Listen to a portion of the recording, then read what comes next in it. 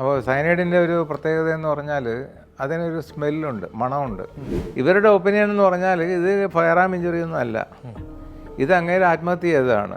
ആത്മഹത്യ ചെയ്യാനുള്ള കാര്യം എന്ന് പറഞ്ഞാൽ പ്രേതാത്മാക്കളുടെ ഇൻഫ്ലുവൻസ് ഉണ്ട്. തല ഒരു സ്ഥലത്ത് നിന്ന് കിട്ടി, ബോഡി വേറൊരു സ്ഥലത്ത് നിന്ന് കിട്ടി. ഹാങ്ങിയാണ്. പോസ്റ്റ്മോർട്ടം സർട്ടിഫിക്കറ്റിൽ പറയുന്നത് രക്തം ശ്വാസകോശത്തിൽ കയറിയാണ് മരണം.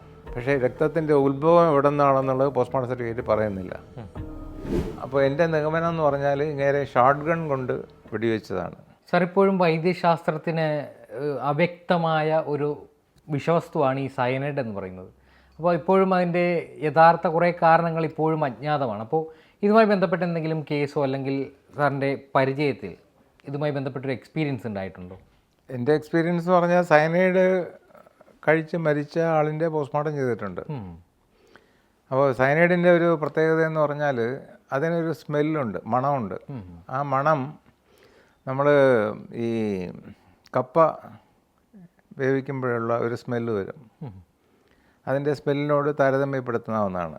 അതിൻ്റെ സ്മെല്ല് അപ്രീഷിയേറ്റ് ചെയ്യുന്നത് എല്ലാവർക്കും പറ്റത്തില്ല, ചിലർക്ക് മാത്രമേ അത് അപ്രീഷിയേറ്റ് ചെയ്യാൻ പറ്റത്തുള്ളൂ. അത് ആ മണം എനിക്ക് കിട്ടിയിട്ടുണ്ട്. അതുപോലെ ഈ മണം നമ്മൾ കമ്പയർ ചെയ്യുമ്പോൾ ഈ വൈകുന്നേരങ്ങളിൽ വയലിൻ്റെ വരമ്പത്തിൽ കൂടെ സഞ്ചരിക്കുമ്പോഴും ഈ കപ്പ വേവിച്ചതിൻ്റെ സ്മെല്ല് വരും. കിട്ടിയിട്ടുണ്ടോ? ഇല്ല. അപ്പോൾ അത് എന്ന് പറയുന്നത് ഈ ഇതില്ലേ കോബ്ര, മൂർക്കൻ്റെ എസ്കറീറ്റിയേക്കും അതേപോലത്തെ സ്മെല്ലുണ്ട്. അപ്പോൾ ആ സ്മെല്ല് നമ്മൾ നടന്നു പോകുമ്പോൾ കിട്ടുകയാണെങ്കിൽ പരിസരത്ത് മൂർക്കനുണ്ടാകുന്നുള്ളത് നമുക്ക് അനുമാനിക്കാം. സാർ, അതുപോലെ തന്നെ ഈ തൂങ്ങി മരണവും അതൊരു കൊലപാതകമായിട്ടും ചെയ്യാം, അല്ലാതെ സ്വാഭാവികമായിട്ട് ആ വ്യക്തിക്ക് തൂങ്ങിയ മരണപ്പെടും. അപ്പോൾ ഈ രണ്ട് മരണങ്ങൾ തമ്മിലുള്ള വ്യത്യാസം, പ്രത്യേകിച്ച് ഈ തൂങ്ങി മരിക്കുന്ന ഒരാൾ അതേസമയം കൊലപ്പെടുത്തിയതിന് ശേഷം തൂക്കിയ ഒരാൾ, അത് തമ്മിലുള്ള വ്യത്യാസം ഈ പോസ്റ്റ്മോർട്ടം ടേബിളിൽ നമ്മൾ ഐഡൻറ്റിഫൈ ചെയ്യുന്നത് എങ്ങനെയാണ്? ഈ തൂങ്ങി മരണം എന്ന് പറയുമ്പോൾ ഈ ആത്മഹത്യ ചെയ്യുന്ന ആൾ ആദ്യമായിട്ട് എവിടെ തൂങ്ങാം എന്നുള്ളത് ഒരു അസസ്മെൻ്റ് വരും. ചിന്തിച്ചിട്ട് അതൊക്കെ നോക്കിയിട്ട് അങ്ങനെ കയറോ അല്ലെങ്കിൽ തുണിയോ ഇടത്തുള്ളൂ. അത് രണ്ട് തരത്തിലുണ്ട്. ഒന്നെന്ന് പറയുന്നത് ഈ മരിക്കുന്ന ആളിൻ്റെ ബോഡി വെയിറ്റ് ഉണ്ടല്ലോ, ബോഡി വെയിറ്റ് കൊണ്ട് കഴുത്തിൽ കെട്ടുന്ന കയറോ തുണിയോ ഇറുകിയിട്ടാണ് മരിക്കുന്നത്. അതേസമയം ഒരു ജനാലയുടെ കമ്പിയിൽ കെട്ടിയെന്നിരിക്കട്ടെ, കെട്ടിയിട്ട് കഴുത്തിലും കെട്ടുകയാണ്. എന്നിട്ട് അങ്ങനെ മരിക്കണമെന്നുണ്ടെങ്കിൽ പിറകോട്ട് പോകണം. അപ്പോൾ അവിടെ സംഭവിക്കുന്നത് പാർഷ്യൽ ബോഡി വെയിറ്റാണ്, ഫുൾ ബോഡി വെയിറ്റ് വരത്തില്ല. എന്ന് പറഞ്ഞാൽ കാലൊക്കെ തറയിൽ തൊട്ട് കാണും. അപ്പോൾ അങ്ങനെ വരുമ്പോൾ അത് ആത്മഹത്യയാണോ അതല്ല കൊലപാതകമാണോ എന്നുള്ളൊരു സംശയം വരും, സാധാരണ ഉണ്ടാകുന്നതാണ്. അപ്പോൾ ഈ തൂങ്ങി മരിക്കുന്ന ആൾ ഒരു ഹൈറ്റിൽ അല്ലെങ്കിൽ ഉയരത്തിലുള്ള ഒരു ഫാനിൻ്റെ ഇതിലോ അതല്ലെന്നുണ്ടെങ്കിൽ കഴുക്കോലിലോ ഒന്നും കെട്ടിയിട്ട് ഒരു അറ്റം കഴുക്കോലിൽ കെട്ടിയിട്ട് മറ്റേ കഴുത്തിൽ കെട്ടിയിട്ട് എടുത്ത് ചാടുമ്പോഴാണ് ഈ ബോഡി വെയിറ്റ് ആക്ട് ചെയ്യുന്നത്. ഈ വെയിറ്റും കൗണ്ടർ വെയിറ്റ് വരുമ്പോഴാണ് കഴുത്ത് മുറുകുന്നത്. അങ്ങനെയാണ് മരണം സംഭവിക്കുന്നത്. ഈ പാർഷ്യൽ വെയിറ്റ് എന്ന് പറയുമ്പോൾ ഈ പാർഷ്യൽ ഹാങ്ങിങ് എന്ന് പറയുമ്പോൾ ഫുൾ ബോഡി വെയിറ്റ് ആക്ട് ചെയ്യുന്നില്ല, partial weight of the body is acting. ഒരു ജനലിൽ കുരുക്കിയിട്ട് എന്നിട്ട് അങ്ങനെ പിന്നിലേക്ക് ആയുമ്പോഴാണ് കഴുത്ത് മുറുകുന്നത്. അപ്പോൾ ഈ രണ്ട് കേസിലും ഫുൾ സസ്പെൻഷൻ ആണെന്നുണ്ടെങ്കിൽ, നേരത്തെ പറഞ്ഞ പോലെ ഫാനിലോ കഴുക്കോലിലോ പോകുമ്പോൾ അവിടെ സംഭവിക്കുന്നത് ഈ ലിഗേച്ചർ മെറ്റീരിയൽ, കയറോ അതല്ലെന്നുണ്ടെങ്കിൽ ഒരു തുണിയോ ആണെന്നുണ്ടെങ്കിൽ അതിന് കറസ്പോണ്ടിങ് ആയിട്ട് മാർക്ക് വരും. ആ മാർക്ക് എപ്പോഴും ഒബ്ലീക്ക് ആയിരിക്കും, മേളിലോട്ട് പോകും, ഇങ്ങനെയാണ് പോകുന്നത്. അത് മാർക്ക് പ്രോമിനൻ്റ് ആകുന്നത് എത്ര സമയം തൂങ്ങി എന്നുള്ളതാണ്. ഇപ്പോൾ 1 മണിക്കൂറോ 2 മണിക്കൂറോ ആണെന്നുണ്ടെങ്കിൽ കയറാണെങ്കിൽ മാത്രമേ അതിൻ്റെ ഇംപ്രിൻ്റ് കഴുത്തിൽ വരത്തുള്ളൂ.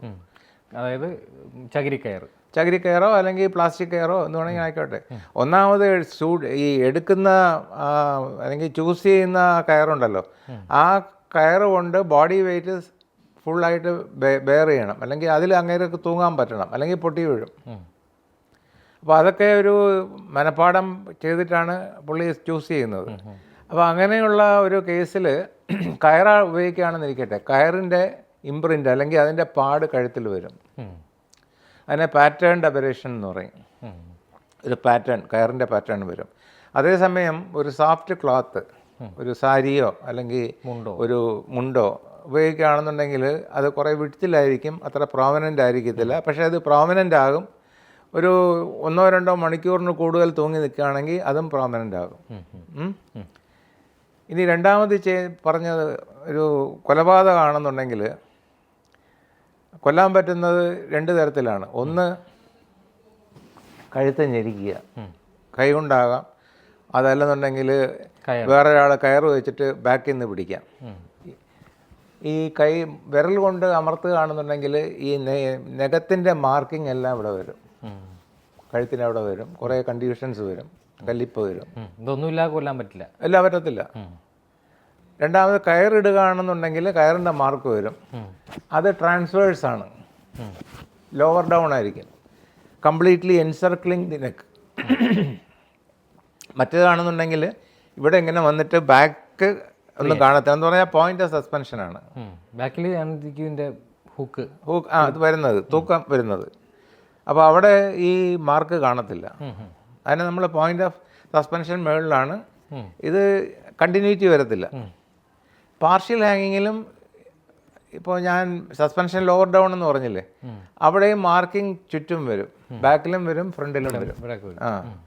അപ്പോൾ നമ്മൾ ഈ മറ്റേ കൊന്നിട്ടാണ് തൂക്കിയതെന്നുള്ളതാണെന്നുണ്ടെങ്കിൽ 2 തരത്തിലുള്ള മാർക്ക് വരണം. ഒന്ന് ട്രാൻസ്വേഴ്സ്, പിന്നെ ഹാങ് ചെയ്യുമ്പോഴുള്ള ആ ഒബ്ലീക്ക് മാർക്ക്, ഇത് രണ്ടും കാണും. അതല്ല എന്നുണ്ടെങ്കിൽ കൈവച്ച് കഴുത്ത് ഞെരിക്കുകയാണെന്നുണ്ടെങ്കിൽ ഈ നെയിൽ മാർക്കും കാണും. ഗ്ലൗ ഇട്ടാണ് ഈ കൊലപാതകം നടത്തുന്നതെങ്കിൽ ഈ ഫിംഗർ പ്രിൻറ്റോ അല്ലെങ്കിൽ ഈ അല്ല, അത് കണ്ടീഷൻസ് വരാം. ഇപ്പോൾ ഞാൻ പറയാൻ വരുന്നത് ഈ കണ്ടീഷൻസ് വരുന്ന സാഹചര്യമുണ്ട്, വരാത്ത സാഹചര്യമുണ്ട്. വരുന്ന സാഹചര്യം എന്ന് പറഞ്ഞാൽ നമ്മൾ ഒരാളും കഴുത്ത് ഞെരിക്കാനായിട്ട് നിന്ന് കൊടുക്കത്തില്ല, അല്ലേ? ഒരാൾ കഴുത്ത് ഞെരിക്കുകയാണെന്നിരിക്കട്ടെ, അങ്ങേര് അതിൽ നിന്ന് കതറി ഓടാൻ നോക്കും. പക്ഷേ ഈ കതറി ഓടുന്ന ആളെക്കാളും ബലവാനായിരിക്കും കൊല്ലാൻ വരുന്ന ആളെന്നിരിക്കട്ടെ. അങ്ങനെ വരുമ്പോൾ ഇങ്ങനെ പ്രഷർ കൊടുക്കുമ്പോൾ അങ്ങനെ അതിൽ നിന്ന് കതറി മാറാൻ ശ്രമിക്കും. അപ്പോൾ അവിടെ വരുന്നത് അങ്ങനെ ഫോഴ്സ് കൂടുതൽ കൊടുക്കും, ഫോഴ്സിൻ്റെ ഒരു ഇത് കുറവ് അനുഭവപ്പെടും. എന്ന് പറഞ്ഞാൽ അങ്ങനെ അതിൽ നിന്നും പിടിവിട്ട് പോകാൻ നോക്കുമ്പോൾ, അതിൽ നിന്നും എന്താ പറയുക, എസ്കേപ്പ് ചെയ്ത് പോകാനായിട്ട് നോക്കുമ്പോൾ ഇങ്ങനെ അപ്ലൈ ചെയ്യുന്ന ഫോഴ്സ് കുറയും. വീണ്ടും അങ്ങനെ ഫോഴ്സ് കൊടുക്കും. ഇങ്ങനെ ആൾട്ടർനേറ്റീവായിട്ട് ഫോഴ്സ് കുറയുകയും കൂടുകയും ചെയ്യുമ്പോൾ നെക്കിൽ ഈ സ്കിന്നിനകത്ത് എന്ന് പറഞ്ഞാൽ നെക്ക് സ്ട്രക്ചേഴ്സ്, മസിൽസ്, അതിനൊക്കെ ഇഞ്ചുറീസ് വരാം. അത് കൊലപാതകത്തിലേ കാണത്തുള്ളൂ. അതേസമയം നേരത്തെ ഞാൻ പറഞ്ഞതുപോലെ ഫോഴ്സ് കൂടുതൽ കൊടുക്കുന്ന ഒരാൾ എന്ന് പറഞ്ഞാൽ ഈ കതറി ഓടാൻ അങ്ങർക്ക് പറ്റുന്നില്ല, അതിനേക്കാളും കൂടുതൽ ഫോഴ്സ് കൊടുക്കുകയാണ് കൊല്ലാനായിട്ട്. അപ്പോൾ അപ്ലൈ ചെയ്യുന്നത് കോൺസ്റ്റൻറ്റ് പ്രഷറാണ്, മനസ്സിലായോ? ആ പ്രഷറിനൊരു വ്യതിയാനം വരുന്നില്ല. മറ്റേതാകുമ്പോൾ കതറി ഓടാൻ ശ്രമിക്കുമ്പോൾ ഫോഴ്സ് അങ്ങേര് കൊടുക്കുന്ന ഫോഴ്സ് കുറയും, കൊല്ലാൻ ശ്രമിക്കുന്ന ആൾ കൊടുക്കുന്ന ഫോഴ്സ് കുറയും, വീണ്ടും അങ്ങേര് ഫോഴ്സ് കൊടുക്കും. അതിനെ നമ്മൾ ഇൻ്റർമിറ്റൻറ്റ് ഫോഴ്സ് എന്ന് പറയും, ആപ്ലിക്കേഷൻ ഓഫ് ഫോഴ്സ്. അതിലാണ് ഇഞ്ചുറീസ് ഉണ്ടാകുന്നത്. അതേസമയം സസ്റ്റെയിൻഡ് ആയിട്ട് ഈ മരണപ്പെട്ട ആളെ അങ്ങേര് ഓവർ പവർ ചെയ്യുന്നു. ഓവർ പവർ ചെയ്ത് പ്രഷർ അപ്ലൈ ചെയ്യുമ്പോൾ അവിടെ സംഭവിക്കുന്നതെന്ന് പറഞ്ഞാൽ ഒരു ഇഞ്ചുറിയും കാണത്തില്ല. ഹാങ്ങിങ്ങിലും അതാണ് സംഭവിക്കുന്നത്, സസ്റ്റെയിൻഡ് ആക്ഷനാണ്. ഹാങ്ങിങ്ങിലും കാണത്തില്ല, ഇഞ്ചുറീസ് കാണത്തില്ല, നെക്സ്റ്റ് ഇഞ്ചുറീസ് കാണത്തില്ല. നെക്ക് ഇഞ്ചുറീസ് കാണാം എപ്പോഴെന്നറിയാമോ? ഒരാൾ വളരെ ഹൈറ്റിൽ നിന്നും എടുത്ത് ചാടുകയാണ്, ഒരു മരത്തിൻ്റെ ഇതിന് ഹൈറ്റിൽ നിന്ന് എടുത്ത് ചാടുമ്പോൾ അവിടെ ഇതുപോലെ ചിലപ്പോൾ സെപ്പറേഷൻ തന്നെ വരും, കഴുത്തിൻ്റെ സെപ്പറേഷൻ, ഈ എല്ലിൻ്റെ സെപ്പറേഷൻ വന്നിട്ട് ബോഡി തറയെ വീഴും, ചിലപ്പോൾ തല മേളിൽ കാണും, അല്ലെങ്കിൽ അങ്ങനെ പോകും. അങ്ങനെ വരുമ്പോൾ ആ പോസ്റ്റ്മോർട്ടം ചെയ്യുമ്പോൾ നമുക്കൊരു ഷാർപ്പ് വെപ്പൺ കൊണ്ട് തല വെട്ടിക്കളഞ്ഞ പോലുള്ള ഒരു ഇത് വരും. അങ്ങനത്തെ കേസൊക്കെ സാറിന് വന്നു? അങ്ങനെ ഒരു കേസ് അവിടെ ഞാനല്ല, വേറൊരാൾ ചെയ്തിട്ടുണ്ട്, എൻ്റെ കൂടെ ഉള്ള ആൾ. തല ഒരു സ്ഥലത്ത് നിന്ന് കിട്ടി, ബോഡി വേറൊരു സ്ഥലത്ത് നിന്ന് കിട്ടി. ഹാങ്ങിങ് തന്നെയാണ്? ഹാങ്ങിങ് ആണ്. അത് പിന്നീട് എങ്ങനെയാണ് നമുക്ക് ബോധ്യപ്പെടുക? ബോധ്യപ്പെടുക എന്ന് പറഞ്ഞാൽ തലയും റിക്കവർ ചെയ്യണം, ബോഡി റിക്കവർ ചെയ്ത് കൊണ്ടുവരും, പക്ഷേ അത് തല കാണത്തില്ല. പിന്നെ തല റിക്കവർ ചെയ്ത് കൊണ്ടുവരും, അപ്പോൾ ആ ഇഞ്ചുറീസ് കാണുമല്ലോ, ആ സെപ്പറേഷൻ അതും ഇതുമായിട്ട് കറസ്പോണ്ട് ചെയ്യണം. ബോഡി വിട്ടുകൊടുക്കാൻ പറ്റത്തില്ല, ബോഡി വെച്ചേക്കും, ഇത്ര ദിവസം ബോഡി സൂക്ഷിക്കും. എന്നിട്ട് തല കൊണ്ടുവന്നതിന് ശേഷം വീണ്ടും നമ്മൾ അത് കൂട്ടി യോജിപ്പിക്കാൻ നോക്കും.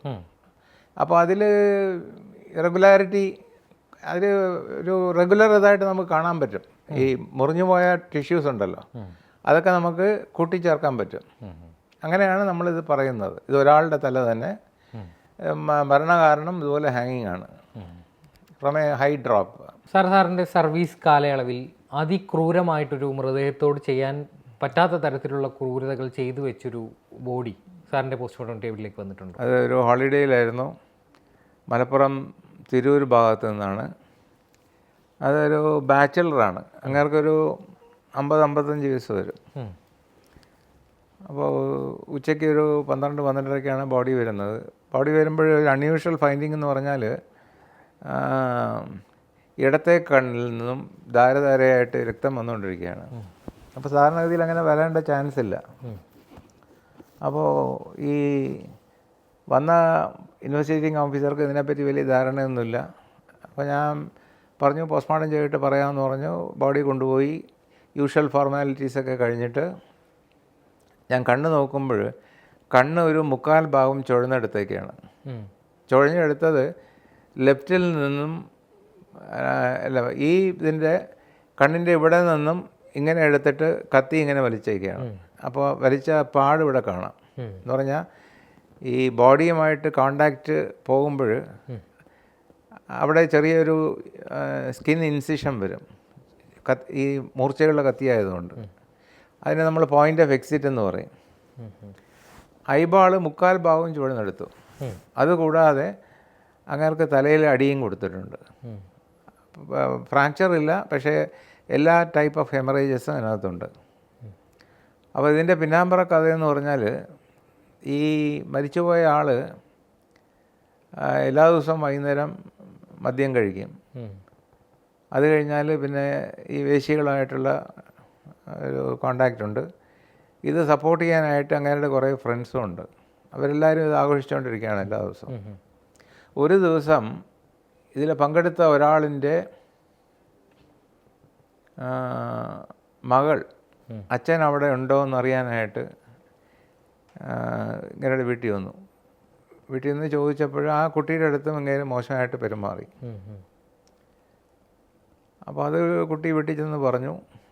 എന്നിട്ട് ഒരു പ്രതികാര മനോഭാവത്തോടെ അങ്ങേരും വന്നു, കൂട്ടുകാരൊക്കെ അറിഞ്ഞു.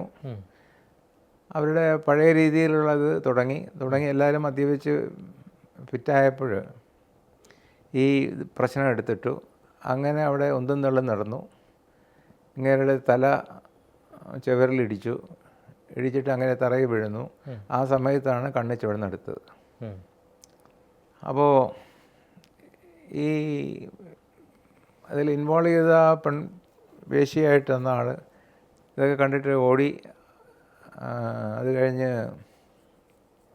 ഈ ആട്ടോക്കാരൻ, ഈ ഇവിടെ കൊണ്ടുവന്ന ആട്ടോക്കാരൻ തന്നെ അങ്ങനെ അവരെ കൊണ്ടുവിട്ടു. എവിഡൻസിൻ്റെ ഭാഗത്ത് വരുമ്പോൾ എല്ലാ വിറ്റ്നസ്സും ഹോസ്റ്റൈലായി. അങ്ങനെ ആ കേസും വിട്ടെന്നാണ് എൻ്റെ ഒരു ഓർമ്മ. സാർ, അതുപോലെ തന്നെ ഈ കൊല്ലപ്പെടുന്ന കുട്ടികളുടെ മൃതശരീരങ്ങളും പോസ്റ്റ്മോർട്ടം ടേബിളിലേക്ക് വരാറുണ്ട്. അതെ. അപ്പോൾ ഇങ്ങനെ കാണുന്നൊരു കാഴ്ച സങ്കടകരമല്ലേ? എനിക്ക് പറയാനുള്ളത്, നമ്മളതിൽ ഇമോഷണൽ ആകേണ്ട കാര്യമില്ല. നമ്മുടെ ജോലിയാണിത്, നമ്മുടെ ജോലിയാണ്.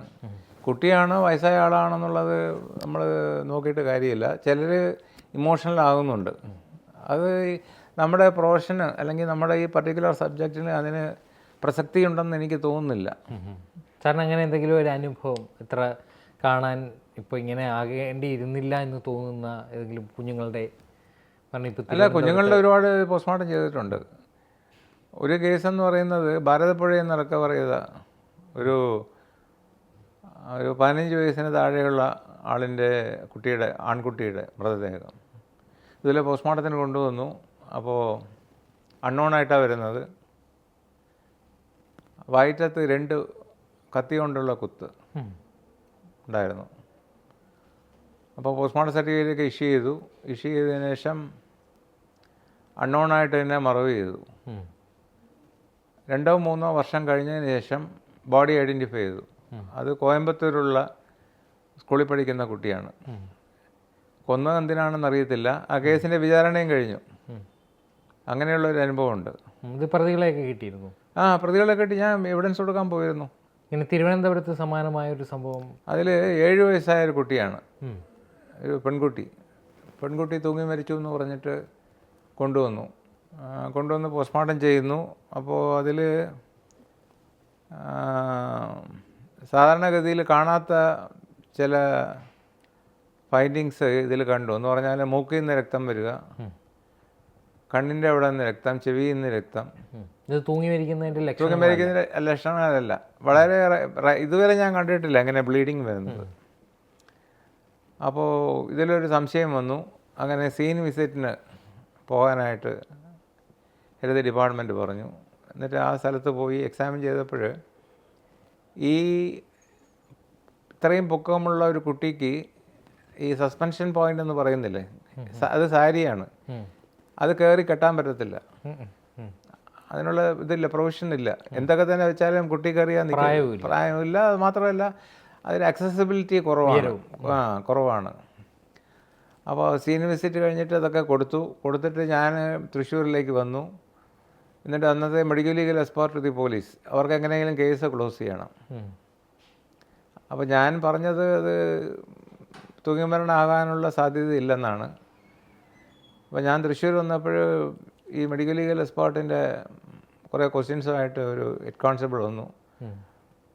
അങ്ങനെ ചോദിച്ച ക്വസ്റ്റ്യൻസൊക്കെ ഞാൻ ആൻസർ കൊടുത്തു.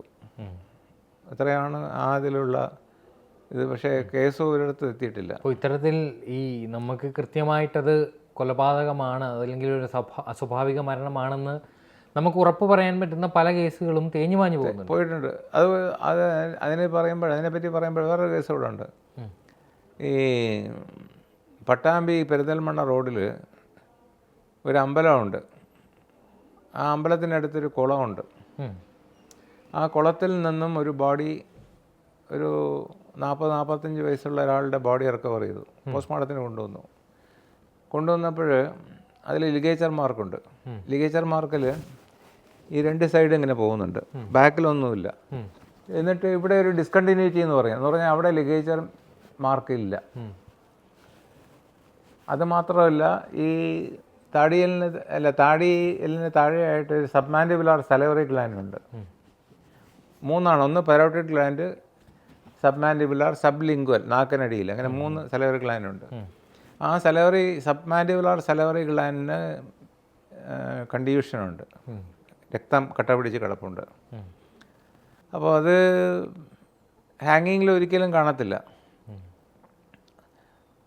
അതുമാത്രമല്ല ലിഗേച്ചറിൻ്റെ ഇത് നോക്കുമ്പോൾ അത് തൂങ്ങിമരണം ആകാനുള്ള സാധ്യതയില്ല. തൂങ്ങിമരണം അഥവാ ഉണ്ടായാലും അങ്ങനെയുള്ളൊരു ബോഡി വെള്ളത്തിൽ നിന്ന് റിക്കവർ ചെയ്യത്തില്ല. അപ്പോൾ ഇത് ലിഗേച്ചർ സ്ട്രാങ്കുലേഷൻ ആണെന്നുള്ള ഒപ്പീനിയൻ കൊടുത്തു. പോലീസ് ഇൻവെസ്റ്റിഗേഷനായി.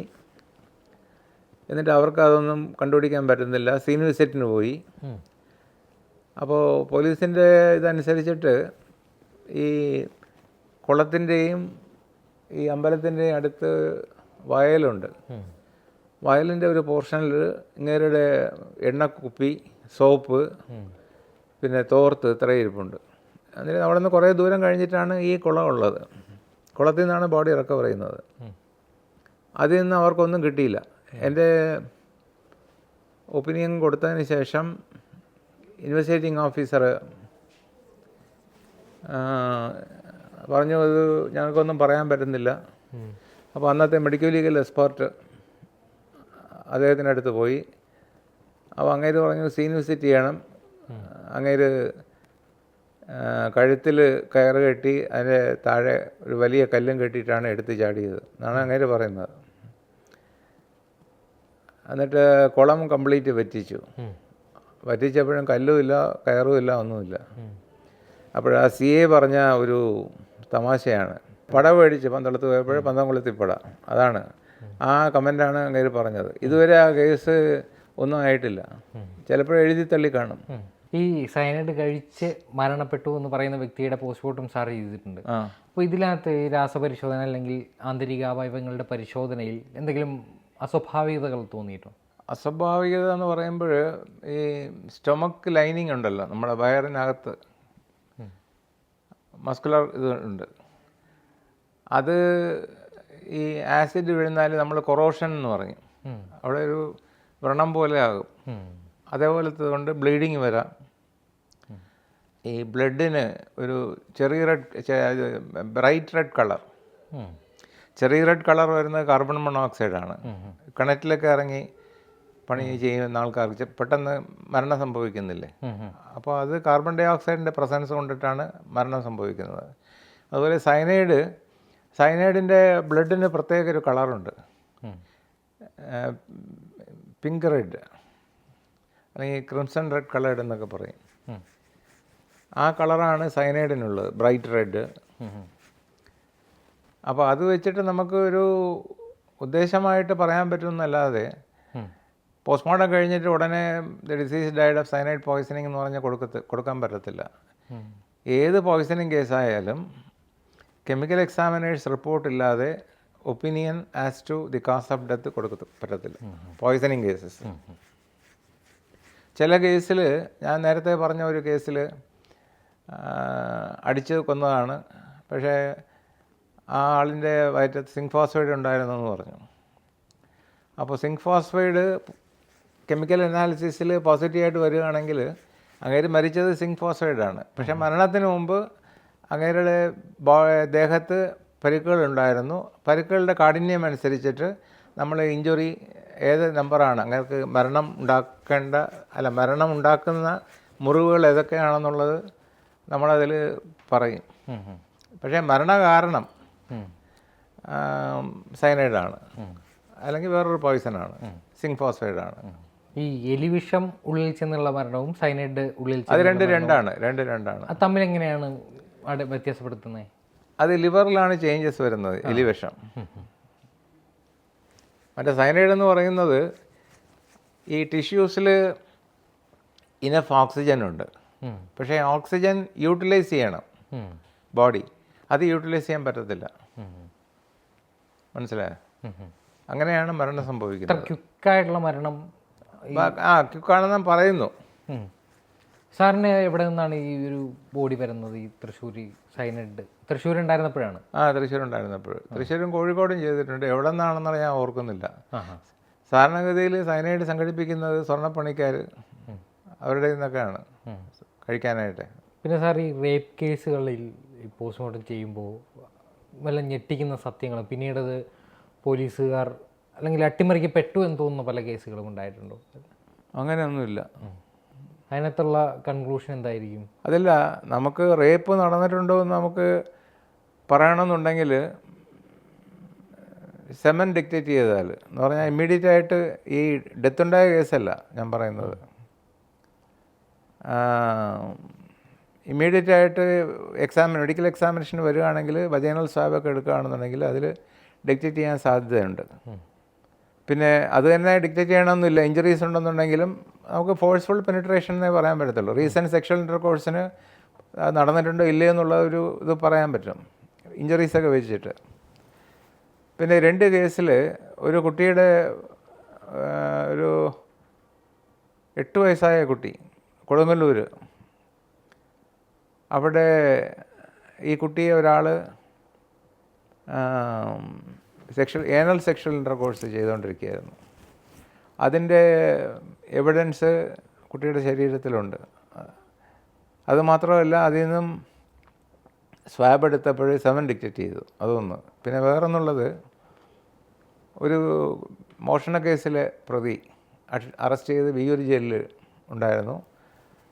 അപ്പോൾ ഈ പയ്യൻ അവിടെ കയറി പോയപ്പോൾ അവിടുത്തെ ഇൻമേറ്റ്സ് ഇതുപോലെ ഏനൽ സെക്ഷൽ ഇൻ്റർകോഴ്സ് മൾട്ടിപ്പിൾ ആൾക്കാർ, അത് ഞാൻ ലൈവായിട്ട് തന്നെ എക്സാമിൻ ചെയ്തതാണ്. അപ്പോൾ എന്നെക്കൊണ്ട് എക്സാമിൻ ചെയ്യാൻ പറ്റുന്നില്ല. അത് എവിഡൻസ് എടുക്കണമെന്നുണ്ടെങ്കിൽ അങ്ങനെ അനസ്തീഷ്യയിൽ എക്സാം ചെയ്യാൻ പറ്റത്തുള്ളൂ. അങ്ങനെ സർജറി ഡിപ്പാർട്ട്മെൻറ്റിൽ റിക്വസ്റ്റ് നടത്തിയിട്ട് അവർ രാത്രി ഞങ്ങൾക്ക് അനസ്തീഷ്യ കൊടുത്ത് ഇതുപോലെ സ്വാബും സ്മിയറും ഒക്കെ എടുത്ത് അതിലും പോസിറ്റീവ് വന്നിരുന്നു. 7 പോസിറ്റീവ് ആണെന്നുള്ളത് വന്നു. പക്ഷേ അവിടെ വന്നപ്പോഴെല്ലാം തേഞ്ഞു മാഞ്ഞു പോയി. കോടതി വരുമ്പോഴേ അത് പോലീസ് ഇൻട്രസ്റ്റ് കാണിക്കത്തില്ല, ആർക്കും ഇൻട്രസ്റ്റ് ഇല്ല. ഒരു വീട്ടിൽ എപ്പോഴും കലഹം, വെള്ളമടിച്ച് ബഹളം ഉണ്ടാക്കുന്ന ഒരു പയ്യൻ, ഒരു 18-24 വയസ്സിനും പ്രായം. അപ്പോൾ പോലീസ് ഹിസ്റ്ററി അനുസരിച്ചിട്ട് അങ്ങേര് പുരപ്പുറത്ത് കയറി ആത്മഹത്യ ചെയ്യുന്ന ഭീഷണിപ്പെടുത്തി എടുത്തിയാടി എന്ന് പറഞ്ഞിട്ടാണത്. പക്ഷേ ആക്ച്വലി ഇത് അങ്ങേരെ തലക്കടിച്ച് കൊന്നതാണ്. എന്ന് പറഞ്ഞാൽ ഈ വെള്ളമടിച്ച് നടക്കുന്നതുകൊണ്ടേ വീട്ടിൽ വന്ന് ബഹളം ഉണ്ടാക്കുക, അത് വീട്ടുകാർക്ക് ശല്യമായി, അങ്ങനെ വീട്ടുകാരെല്ലാവരും കൂടെ ചേർന്ന് കൊന്നതാണ്. അപ്പോൾ അതിന് സീൻ വിസിറ്റിന് പോയി. സീൻ വിസിറ്റിന് പോയപ്പോൾ അവിടെ നിന്ന് ഒരിക്കലും വന്ന് വീഴുന്നാൽ ഈ തരത്തിലുള്ള ഇഞ്ചുറീസ് വരത്തില്ല. അതിന് ട്രയൽ കഴിഞ്ഞു, അത് ശിക്ഷിച്ചെന്ന് തോന്നുന്നു. പിന്നെ വേറെന്നുള്ളത് PWD ക്വാർട്ടേഴ്സ്, ആ ക്വാർട്ടേഴ്സിൻ്റെ അവിടെ ഒരു വലിയ വാട്ടർ ടാങ്ക് ഉണ്ട്. ഈ വാട്ടർ ടാങ്കിൽ 2 ലെവലാണ് ഈ ഓപ്പൺ ഏരിയ ഉള്ളത്. ഏറ്റവും മുകളിൽ ടാങ്ക്, പിന്നെ ഒരു സ്ലാബ്, അതിനടിയിൽ വേറൊരു സ്ലാബ്. അപ്പോൾ ഈ രണ്ടാമത്തെ സ്ലാബിൽ കയറി നിന്നാൽ ഈ PWD ക്വാർട്ടേഴ്സിലുള്ള കുളിമുറി കാണാൻ പറ്റും. അപ്പോൾ അവിടെ സ്ത്രീകൾ വന്ന് കുളിക്കുമ്പോൾ ഈ പയ്യൻ മാസ്റ്റർബേറ്റ് ചെയ്യും. അത് ഏതോ സ്ത്രീ കണ്ട് അത് കംപ്ലയിൻറ്റ് ചെയ്തു. കംപ്ലയിൻറ്റ് ചെയ്തപ്പോൾ അവിടുത്തെ റെസിഡൻസ് എല്ലാം കൂടെ ഈ പയ്യനെ വാർണിംഗ് കൊടുത്തു. വാർണിംഗ് കൊടുത്തിട്ട് ചെയ്യരുതെന്ന് പറഞ്ഞു. അവൻ വീണ്ടും റിപ്പീറ്റ് ചെയ്തു. ഇവർ മേളിൽ കയറിയിട്ട് അവനെ അടിച്ചു വീഴ്ത്തി. അപ്പോൾ പോലീസിൻ്റെ റിക്വസ്റ്റ് അനുസരിച്ച് വരുന്നത് മേളിൽ നിന്ന് തറയിൽ വീഴുന്നു എന്നുള്ളതാണ്. അതൊരിക്കലും വരത്തില്ല. അങ്ങനെയുള്ള ഇഞ്ചുറീസാണ് ആ പയ്യന് വന്നിട്ടുള്ളത്. ഡീറ്റെയിൽസ് ഞാൻ ഓർക്കുന്നില്ല, അതിൻ്റെ ഒരു ചെറിയൊരു വിവരണം തരുന്നേ ഉള്ളൂ. സാർ, ഇത്തരത്തിൽ ഈ വെള്ളത്തിൽ വീണുള്ള മരണങ്ങളിൽ സാധാരണയായിട്ട് ഈ ബോഡി അഴുകുമ്പോൾ ഒരു വെള്ളപ്പത പോലുള്ളൊരു പദാർത്ഥം രൂപപ്പെട്ടു എന്ന് കേൾക്കും. അല്ല, ഈ വെള്ളത്തിൽ വീഴുന്ന മരിക്കുന്ന ആളിൻ്റെ മൂക്കിൽ നിന്നും വായിൽ നിന്നും പത വരും. ഈ പത വരുന്നത് എന്തുകൊണ്ടെന്ന് പറഞ്ഞാൽ എയർ, വായു, പിന്നെ ഈ ശ്വാസകോശത്തിൽ തന്നെ ലങ്സ് ഉൽപ്പാദിപ്പിക്കുന്ന മ്യൂക്കസ് എന്ന് പറയും, ഒരു ദ്രാവകം, അത് വാട്ടർ, വെള്ളം, ഇതെല്ലാം കൂടെ ഒരു മിക്സറായിട്ടാണ് നമുക്ക് നുരയായിട്ട് വരുന്നത്. മൂക്കിൻ്റെ അവിടെ ഇതൊക്കെ കാണാൻ പറ്റും. അതുണ്ടെങ്കിൽ നമുക്ക് മുങ്ങിമരണമാണെന്നുള്ളത് ഒരു 50% വരെ നമുക്കത് പറയാൻ പറ്റും, മുങ്ങിമരണമായിരിക്കാനുള്ള, പ്രൊവൈഡഡ് വേറെ ഇഞ്ചുറീസ് ഒന്നുമില്ല, മരണകാരണത്തിന് വേറെ ഇഞ്ചുറീസ് ഒന്നുമില്ല. പിന്നെ ലങ്ങിൻ്റെ ഫൈൻഡിങ്സ് ഞാൻ നേരത്തെ പറഞ്ഞ പോലെ ഫ്രഷ് വാട്ടർ ആണെങ്കിൽ എഡിമ അക്വോസം, ആ ചേഞ്ചസ് കാണുകയാണെന്നുണ്ടെങ്കിൽ മുങ്ങിമരണം വെള്ളത്തിൽ ഫ്രഷ് വാട്ടറിൽ നിന്നാണെന്നുള്ളത്. എഡിമ അക്വോസം ആണെങ്കിൽ സാൾട്ട് വാട്ടർ, അത് പറയാൻ പറ്റും. ഇപ്പോഴത്തെ ലേറ്റസ്റ്റ് അനുസരിച്ചിട്ട് സാൾട്ട് വാട്ടറും ഫ്രഷ് വാട്ടറും കമ്പയർ ചെയ്യുമ്പോൾ ഈ സ്ട്രോൺഷ്യം എന്ന് പറഞ്ഞിട്ട് ഒരു എലിമെൻ്റ് ഉണ്ട്, സ്ട്രോൺഷ്യം. അതിൻ്റെ അളവ് സലൈൻ വാട്ടർ ആണെന്നുണ്ടെങ്കിൽ, കടലിലാണെന്നുണ്ടെങ്കിൽ അതിൻ്റെ അളവ് വളരെ കൂടുതലെന്നാണ് പറയുന്നത്. ഒരു 8 mg/% നോർമലാണ്. പക്ഷേ ഇതൊക്കെ ആകുമ്പോൾ 60 to 80 വരെ പോകുമെന്നാണ് പറയുന്നത്, സ്ട്രോൺഷ്യം. വെള്ളത്തിൻ്റെ അടിയിൽ ബോഡി അഴുകാൻ കാലതാമസം എടുക്കുമെന്ന് പറയുന്നുണ്ട്. അപ്പോൾ അതേസമയം അത് എത്ര നാൾ കൊണ്ട് അഴുകും? ഇപ്പോൾ ഒരു പക്ഷേ ഒരു ബോഡി ഒരു കല്ല് കെട്ടി ഒരു ജലാശയത്തിലേക്ക് തള്ളുന്നു, ഇത് പിന്നീട് പൊങ്ങി വരത്തില്ലല്ലോ. അത് ഈ വെള്ളം എന്ന് പറയുന്നത് സ്റ്റേഷനറി അല്ലല്ലോ, വെള്ളത്തിന് മൂവ്മെൻറ്റ്സ് വരുമല്ലോ. മൂവ്മെൻറ്റ്സ് വരികയാണെന്നുണ്ടെങ്കിൽ ഈ ഡികമ്പോസിഷൻ ചേഞ്ചസിൻ്റെ ഇത് എഫക്റ്റ് വന്നിട്ട് ബോഡി എങ്ങനെയായാലും മുകളിലോട്ട് വരും, അകലിൽ തന്നെ കെട്ടി നിൽക്കത്തില്ല. അതുപോലെ തന്നെ ഈ ജലജീവികളൊക്കെ ഒരുപാടുണ്ട്, അത് അറ്റാക്ക് വരാം, ഫിഷ് വരും, ഫിഷ് ബൈറ്റ് വരും. അങ്ങനെ അനുഭവം ഈ പോസ്റ്റ്മോർട്ടത്തിൽ വന്നിട്ടുണ്ട്. സാർ, അതുപോലെ തന്നെ ഈ HIV മരണങ്ങൾ സാർ പോസ്റ്റ്മോർട്ടം ചെയ്തിട്ടുണ്ട്. അപ്പോഴുണ്ടായ സ്വാഭാവികമായ അനുഭവങ്ങൾ എന്തെങ്കിലും ഉണ്ടോ? HIV മരണം ചെയ്തതിൽ ബോഡി വളരെ ശോഷിച്ചിരുന്നു. പോസിറ്റീവായിട്ട് കിട്ടിയത് ഈ ന്യൂമോണിക് ചേഞ്ചസ് ആണ് ലങ്ങിൽ. അതുമാത്രമല്ല, ചെസ്റ്റ് ക്യാവിറ്റിയിൽ ഏകദേശം 2-3 ലിറ്റർ ഈ പഴുപ്പുള്ള ദ്രാവകം 2 ചെസ്റ്റ് ക്യാവിറ്റിയിലുണ്ടായിരുന്നു. 2-3 ലിറ്ററോളം, 2-3 ലിറ്റർ 3 ലിറ്റർ എങ്ങനെയും കൂടുതലുണ്ട്.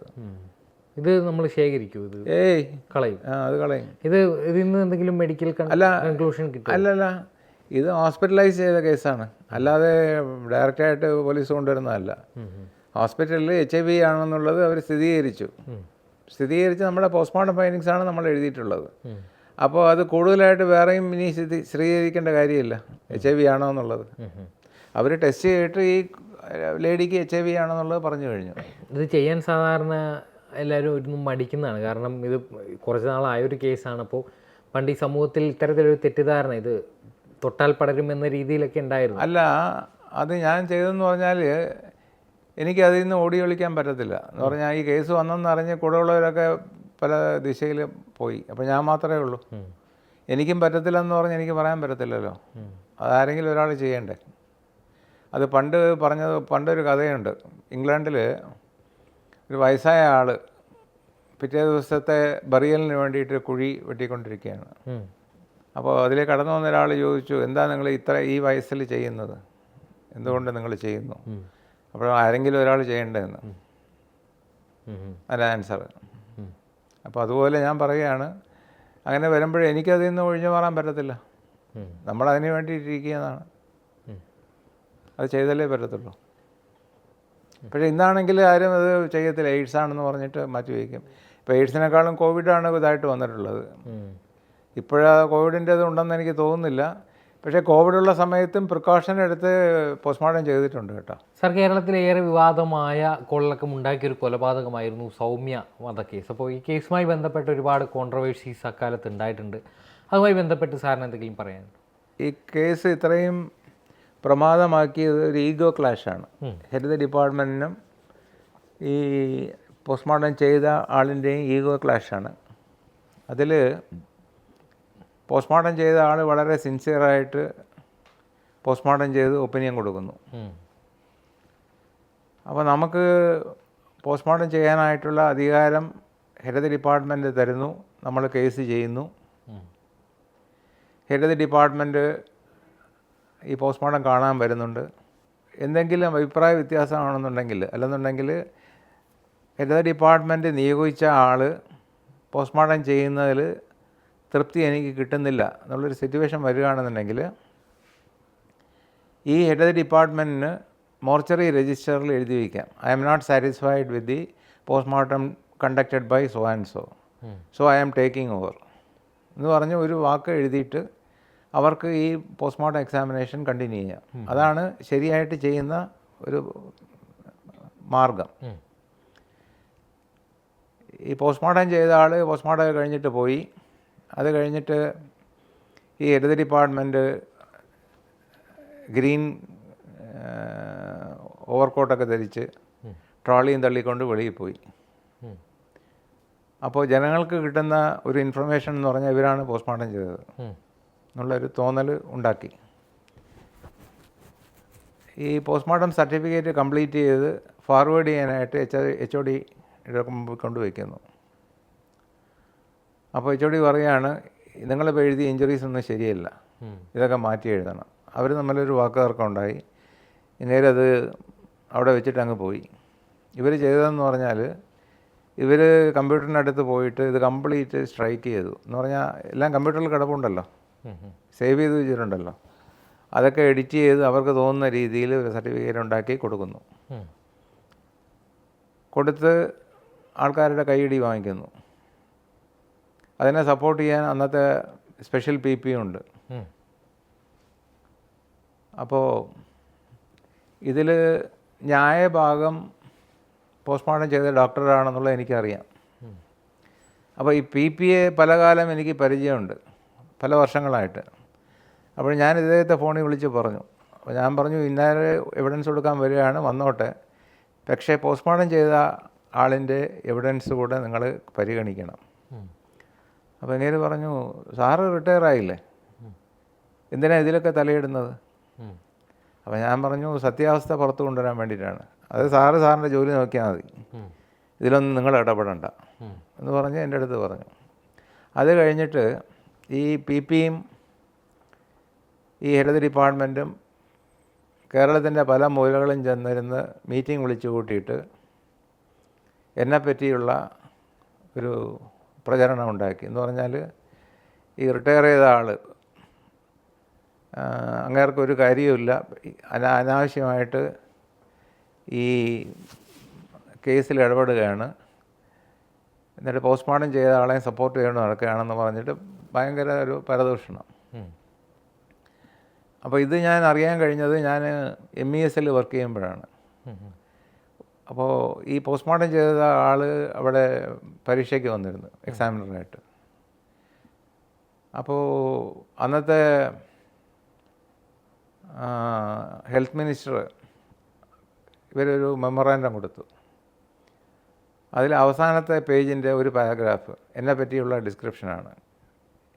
ഇങ്ങനൊക്കെ ഒരാവശ്യമില്ലാതെ ഇതിലൊക്കെ ഇടപെടുകയാണ്, ഇങ്ങനെ കസ്റ്റഡിയിലെടുത്ത് ക്വസ്റ്റ്യൻ ചെയ്ത് ജയിലിലടയ്ക്കണമെന്നൊക്കെ പറഞ്ഞിട്ട് എഴുതി. അപ്പോൾ ഞാൻ അതിൽ റെസ്പോണ്ടൊന്നും ചെയ്യാൻ പോയില്ല.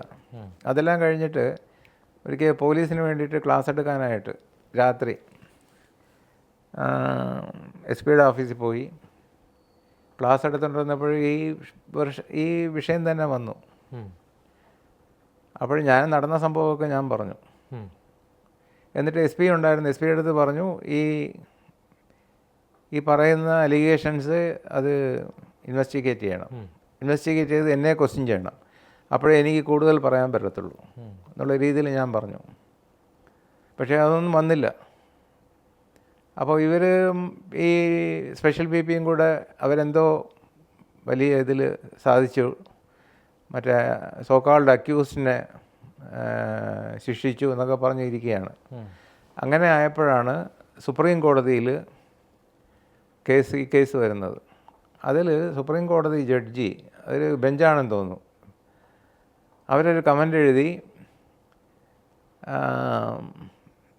പോസ്റ്റ്മോർട്ടം സർട്ടിഫിക്കറ്റിൽ പറയുന്നത് രക്തം ശ്വാസകോശത്തിൽ കയറിയാണ് മരണം, പക്ഷേ രക്തത്തിൻ്റെ ഉത്ഭവം എവിടെ നിന്നാണെന്നുള്ളത് പോസ്റ്റ്മോർട്ടം സർട്ടിഫിക്കറ്റ് പറയുന്നില്ല. അപ്പോൾ ഈ തലച്ചോറ് അല്ല മറ്റേ എന്താ പറയുക, ഈ ക്രേനിയൽ ബോൺസിന് ഫ്രാക്ചർ ഉണ്ടായിട്ട് ബേസ് ഓഫ് ഇത് സ്കൾ ബോൺ ഫ്രാക്ചറായിട്ടാണ് ബ്ലഡ് വരുന്നത്. അതിനെപ്പറ്റിയൊന്നും പറയുന്നില്ല. അപ്പോൾ അതിനെപ്പറ്റി ഒരു ബാഡ് കമൻ്റ് എഴുതി സുപ്രീം കോടതി. അതുകൊണ്ടാണ് ഞാൻ പറയുന്നത് ഇതൊരു ഈഗോ ക്ലാഷാണ്. അവർ ചെയ്തത് ഒരിക്കലും ശരിയല്ല. ഒരാൾക്ക് പോസ്റ്റ്മോർട്ടം ചെയ്യാനായിട്ട് പറഞ്ഞിട്ട് പിന്നെ അത് ഇൻ്റർഫിയർ ചെയ്യുക എന്ന് പറഞ്ഞാൽ അത് മോശമാണ്. ഇതുപോലെ വേറൊരു കേസിലും ഞാൻ കോഴിക്കോട്ടുണ്ടായിരുന്നപ്പോൾ എൻ്റെ കേസിലും അവർ ഇൻ്റർഫിയർ ചെയ്യാൻ നോക്കി. ഒരു ഒപ്പീനിയൻ അവർ പറഞ്ഞ പോലെ കൊടുക്കണമെന്ന്. ഞാൻ പറഞ്ഞു ചെയ്യത്തില്ല എന്ന് പറഞ്ഞു. അപ്പോൾ എൻ്റെ അടുത്ത് പറഞ്ഞു, എനിക്ക് തോന്നി ഞാൻ എഴുതി വയ്ക്കും. ഞാൻ പറഞ്ഞു നിങ്ങൾ എന്ത് വേണമെങ്കിലും ചെയ്യും, ഞാൻ മാറ്റത്തില്ല, ഒപ്പീനിയനൊന്നും മാറ്റാൻ പോകുന്നില്ലെന്ന് പറഞ്ഞു. അവസാനം അവരുടെ ഒപ്പീനിയൻ കൂടെ എഴുതി അതിൽ വെച്ചു. അത് കഴിഞ്ഞിട്ട് കേസ് വന്നു. കേസ് വന്നപ്പോൾ ഈ ട്രീറ്റ് ചെയ്ത ഡോക്ടർമാർ IMA മെമ്പേഴ്സാണ്. അപ്പോൾ അതിൽ 1-2 ആൾക്കാരെ ഞാൻ പഠിപ്പിച്ചതാണ്. അപ്പോൾ അവരെന്നെ വിളിച്ചിരുന്നു. അപ്പോൾ ഞാൻ പറഞ്ഞു, സത്യത്തിനും നീതിക്കും നിരക്കാത്തതൊന്നും ഞാൻ പറയത്തില്ല, അത് ഞാൻ നോക്കിക്കൊള്ളാമെന്ന് പറഞ്ഞു. അങ്ങനെ അവരുടെ അഡ്വക്കേറ്റിന് ഞാൻ കോച്ചിങ്ങും കൊടുത്തു. അപ്പം നാളെ എൻ്റെ അപ്പിയറൻസ് ആണെന്ന് വിചാരിച്ചുള്ളൂ. ഇന്ന് വൈകുന്നേരം എന്നെ അഡ്വക്കേറ്റ് വിളിച്ച് പറയുകയാണ്, ഈ കംപ്ലൈനൻ്റ് കേസിൽ നിന്നും പിന്മാറി.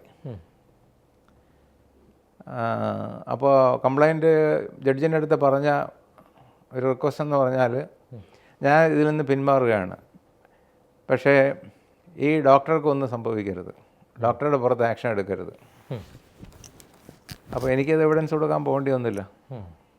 അങ്ങനെ ഒരു സംഭവം ഉണ്ടായിട്ടുണ്ട്. സാർ, പിന്നെയുള്ളത് ഈ മുങ്ങി മരണമാണ്. ഈ സാധാരണഗതിയിൽ ഈ ബോഡി കണ്ടെടുക്കുന്നത് ഒരു പക്ഷേ ഒരു പുഴയിലേക്ക് ചാടുന്നു, ഡ്രൗണിങ് ആണ്, താഴെ പോകുന്നു, പിന്നീട് അത് പൊങ്ങി വരുന്നത് എപ്പോഴാണ്? പൊങ്ങി വരുന്നത് നമ്മൾ പറയും മൂന്നാം പക്കം എന്ന് പറയത്തില്ലേ, കേട്ടിട്ടില്ലേ? മൂന്നാം പക്കം എന്ന് പറഞ്ഞാൽ ഇന്ന് മുങ്ങിയാലും മറ്റന്നാളെ പൊങ്ങത്തുള്ളൂ. അങ്ങനെ ഒരു ഇതാണ്. അത് ഏകദേശം ശരിയാണ്. ഇപ്പോൾ ഒരാൾ നീന്താൻ അറിയാത്ത ഒരാൾ എടുത്ത് ചാടുകയാണ്. വെള്ളത്തിൽ ചാടുമ്പോൾ ഈ ബോഡിയിൽ ഫാറ്റ് ഉണ്ടല്ലോ, ഫാറ്റുണ്ട്, പിന്നെ ധരിച്ചിരിക്കുന്ന വസ്ത്രങ്ങളുണ്ട്, അതിലൊക്കെ എയർ ട്രാപ്പ് ചെയ്യും. അങ്ങേരുടെ സ്ട്രഗ്ലിങ് മൂവ്മെൻറ്റും കൊണ്ട് അങ്ങേര് മേളി വരും. മേളി വരുമ്പോൾ ബോഡി കംപ്ലീറ്റ് മുകളിൽ വരത്തില്ല, തല വരെയുള്ളത്. അപ്പോൾ ഈ വായുടെ ലെവലിലാണ് വെള്ളമുള്ളത്. അപ്പോൾ ഇങ്ങനെ രക്ഷിക്കാൻ വേണ്ടി വിളിക്കും. അപ്പോൾ നമ്മുടെ ലങ്സിൽ നിന്നുള്ള എയർ കംപ്ലീറ്റ് വെളിയിൽ പോവുകയാണ് ആഞ്ഞ് വിളിക്കുമ്പോൾ. അതെന്ത് ചെയ്യും, വാട്ടർ ലെവലിലായതുകൊണ്ട് വെള്ളം അകത്ത് കയറും. അകത്ത് കയറുമ്പോൾ അങ്ങനെ വീണ്ടും താഴെ പോകും, വീണ്ടും വരും. അങ്ങനെ ഇത് റിപ്പീറ്റ് ചെയ്ത് ലങ്സിലുള്ള എയർ കംപ്ലീറ്റ് വെളിയിലോട്ട് പോകുമ്പോൾ ആ പ്ലേസ് കംപ്ലീറ്റ് വെള്ളം കയറുകയാണ്. അങ്ങനെയാണ് താഴുന്നത്. താഴ്ന്നാൽ അവിടെ തന്നെ നിൽക്കും. ഒരു ബോഡി വെള്ളത്തിലിരിക്കുകയാണെന്നുണ്ടെങ്കിൽ ഈ ഡീകമ്പോസിഷൻ ചേഞ്ച് എന്ന് പറയുന്നത്, അല്ലെങ്കിൽ പ്യൂട്രിഫാക്ഷൻ അല്ലെന്നുണ്ടെങ്കിൽ ബോഡി അഴുകുന്നത് ഡിലേ വരും. എന്ന് പറഞ്ഞാൽ കോൾഡ് റിട്ടാർഡ്സ് ഡീകമ്പോസിഷൻ. വെള്ളം കോൾഡ് അല്ലേ, നല്ല കോൾഡ് അല്ലേ. പിന്നെ ഡീകമ്പോസിഷൻ തുടങ്ങുമ്പോഴാണ് ബോഡി മുകളിലോട്ട് വരുന്നത്. ഡീകമ്പോസിഷൻ തുടങ്ങുമ്പോൾ ബോഡി മുകളിലോട്ട് എന്ന് പറഞ്ഞാൽ എയർ വരുമല്ലോ ഡീകമ്പോസിഷൻ ചേഞ്ചസ് വരുമ്പോൾ. അതുപോലെ വെള്ളത്തിൽ കിടക്കുകയാണെന്നുണ്ടെങ്കിൽ ഡീകമ്പോസിഷൻ ഈസ് പ്രിവെൻറ്റഡ്. ഞാൻ പറഞ്ഞില്ലേ, വെള്ളത്തിലുള്ള കോൾഡ് എപ്പോഴും റിട്ടാർഡ് ചെയ്യും, അല്ലെങ്കിൽ അത് ഡീകമ്പോസിഷൻ നടക്കുന്നത് സമയം കൂടുതലെടുക്കും. പക്ഷേ ഒരിക്കൽ വെള്ളത്തിൽ നിന്ന് റിക്കവർ ചെയ്ത് അറ്റ്മോസ്ഫറിക് എയറിലോട്ട് വരികയാണെന്നുണ്ടെങ്കിൽ decomposition changes will be accelerated വളരെ പെട്ടെന്ന്. അപ്പോൾ 24 മണിക്കൂറിൽ ഒരാൾ മുങ്ങി ബോഡി പൊങ്ങി എന്നിരിക്കട്ടെ, അപ്പോൾ 24 മണിക്കൂറേ ആകുന്നുള്ളൂ. അതെടുത്ത് പോസ്റ്റ്മോർട്ടത്തിന് കൊണ്ടുവരുമ്പോൾ നമ്മൾ നോക്കുമ്പോൾ ഒരു 42 മണിക്കൂറിന് മുകളിലും 72 മണിക്കൂറിനും താഴെയുള്ള ചേഞ്ചസ് അതിനകത്ത് വരും. ആക്സിലറേറ്റ് ചെയ്യും, കൂടുതലാക്കും. അപ്പോൾ ടൈം സിൻസ് ഡെത്തിൽ നമുക്കൊരു സംശയം തോന്നും, ഇത്രയും ആയോ എന്നുള്ളത്. മനസ്സിലായോ? അങ്ങനെ മരിച്ചിട്ട് 24 ഇതേ ആയിട്ടുള്ളൂ. അപ്പോൾ ഈ 24 മണിക്കൂറേ ആയിട്ടുള്ളൂ എന്നിരിക്കട്ടെ, ഒരു എക്സാമ്പിളാണ് പറയുന്നത്. പക്ഷേ ഈ ചേഞ്ചസ് കൂടുതലായിട്ട് കാണുമ്പോൾ മരിച്ചിട്ട് കൂടുതൽ ദിവസമായി എന്നുള്ളൊരു തോന്നൽ നമുക്കുണ്ടാകുമെന്നാണ് പറയുന്നത്. ഇത് വെള്ളത്തിൻ്റെ അടിയിലാണെങ്കിൽ, വെള്ളത്തിൽ തന്നെ നിൽക്കുകയാണെങ്കിൽ ഡീകമ്പോസിഷൻ വരത്തില്ല എന്ന് പറഞ്ഞാൽ ഞാൻ അതും പറയാം. ഞാൻ എൻ്റെ റിട്ടയർമെൻറ്റ് പീരീഡിൽ തൃശ്ശൂർ മെഡിക്കൽ കോളേജ് ഹോസ്റ്റലിൽ നിന്നും കുറേ ആൾക്കാർ ഇതുപോലെ ടൂറിന് പോയി. നമ്മുടെ അതിരപ്പള്ളി പോയിട്ട് ഒരാൾ വെള്ളത്തിൽ പോയിട്ട് ഇവരൊക്കെ തിരഞ്ഞ് കണ്ടില്ല. എന്നിട്ട് പിറ്റേ ദിവസം രാവിലെ ബോഡി കിട്ടി. ഞാൻ അവിടെ പോയിരുന്നു, സൈറ്റിൽ പോയിരുന്നു. ബോഡി എടുക്കുമ്പോൾ ബോഡി ഫ്രഷാണ്. എത്ര ദിവസം കഴിഞ്ഞത് കിട്ടണേ? അത് പിറ്റേ ദിവസം ബോഡി ഫ്രഷാണ്. ഇപ്പോൾ പോയ പോലെ ഞാൻ തന്നെ പോസ്റ്റ്മോർട്ടം ചെയ്തത്. എന്നിട്ട് ഇവിടെ കൊണ്ടുവന്നപ്പോൾ ഏകദേശം 3-4 ദിവസം പഴക്കമുള്ള ബോഡിയായിട്ട് തോന്നി.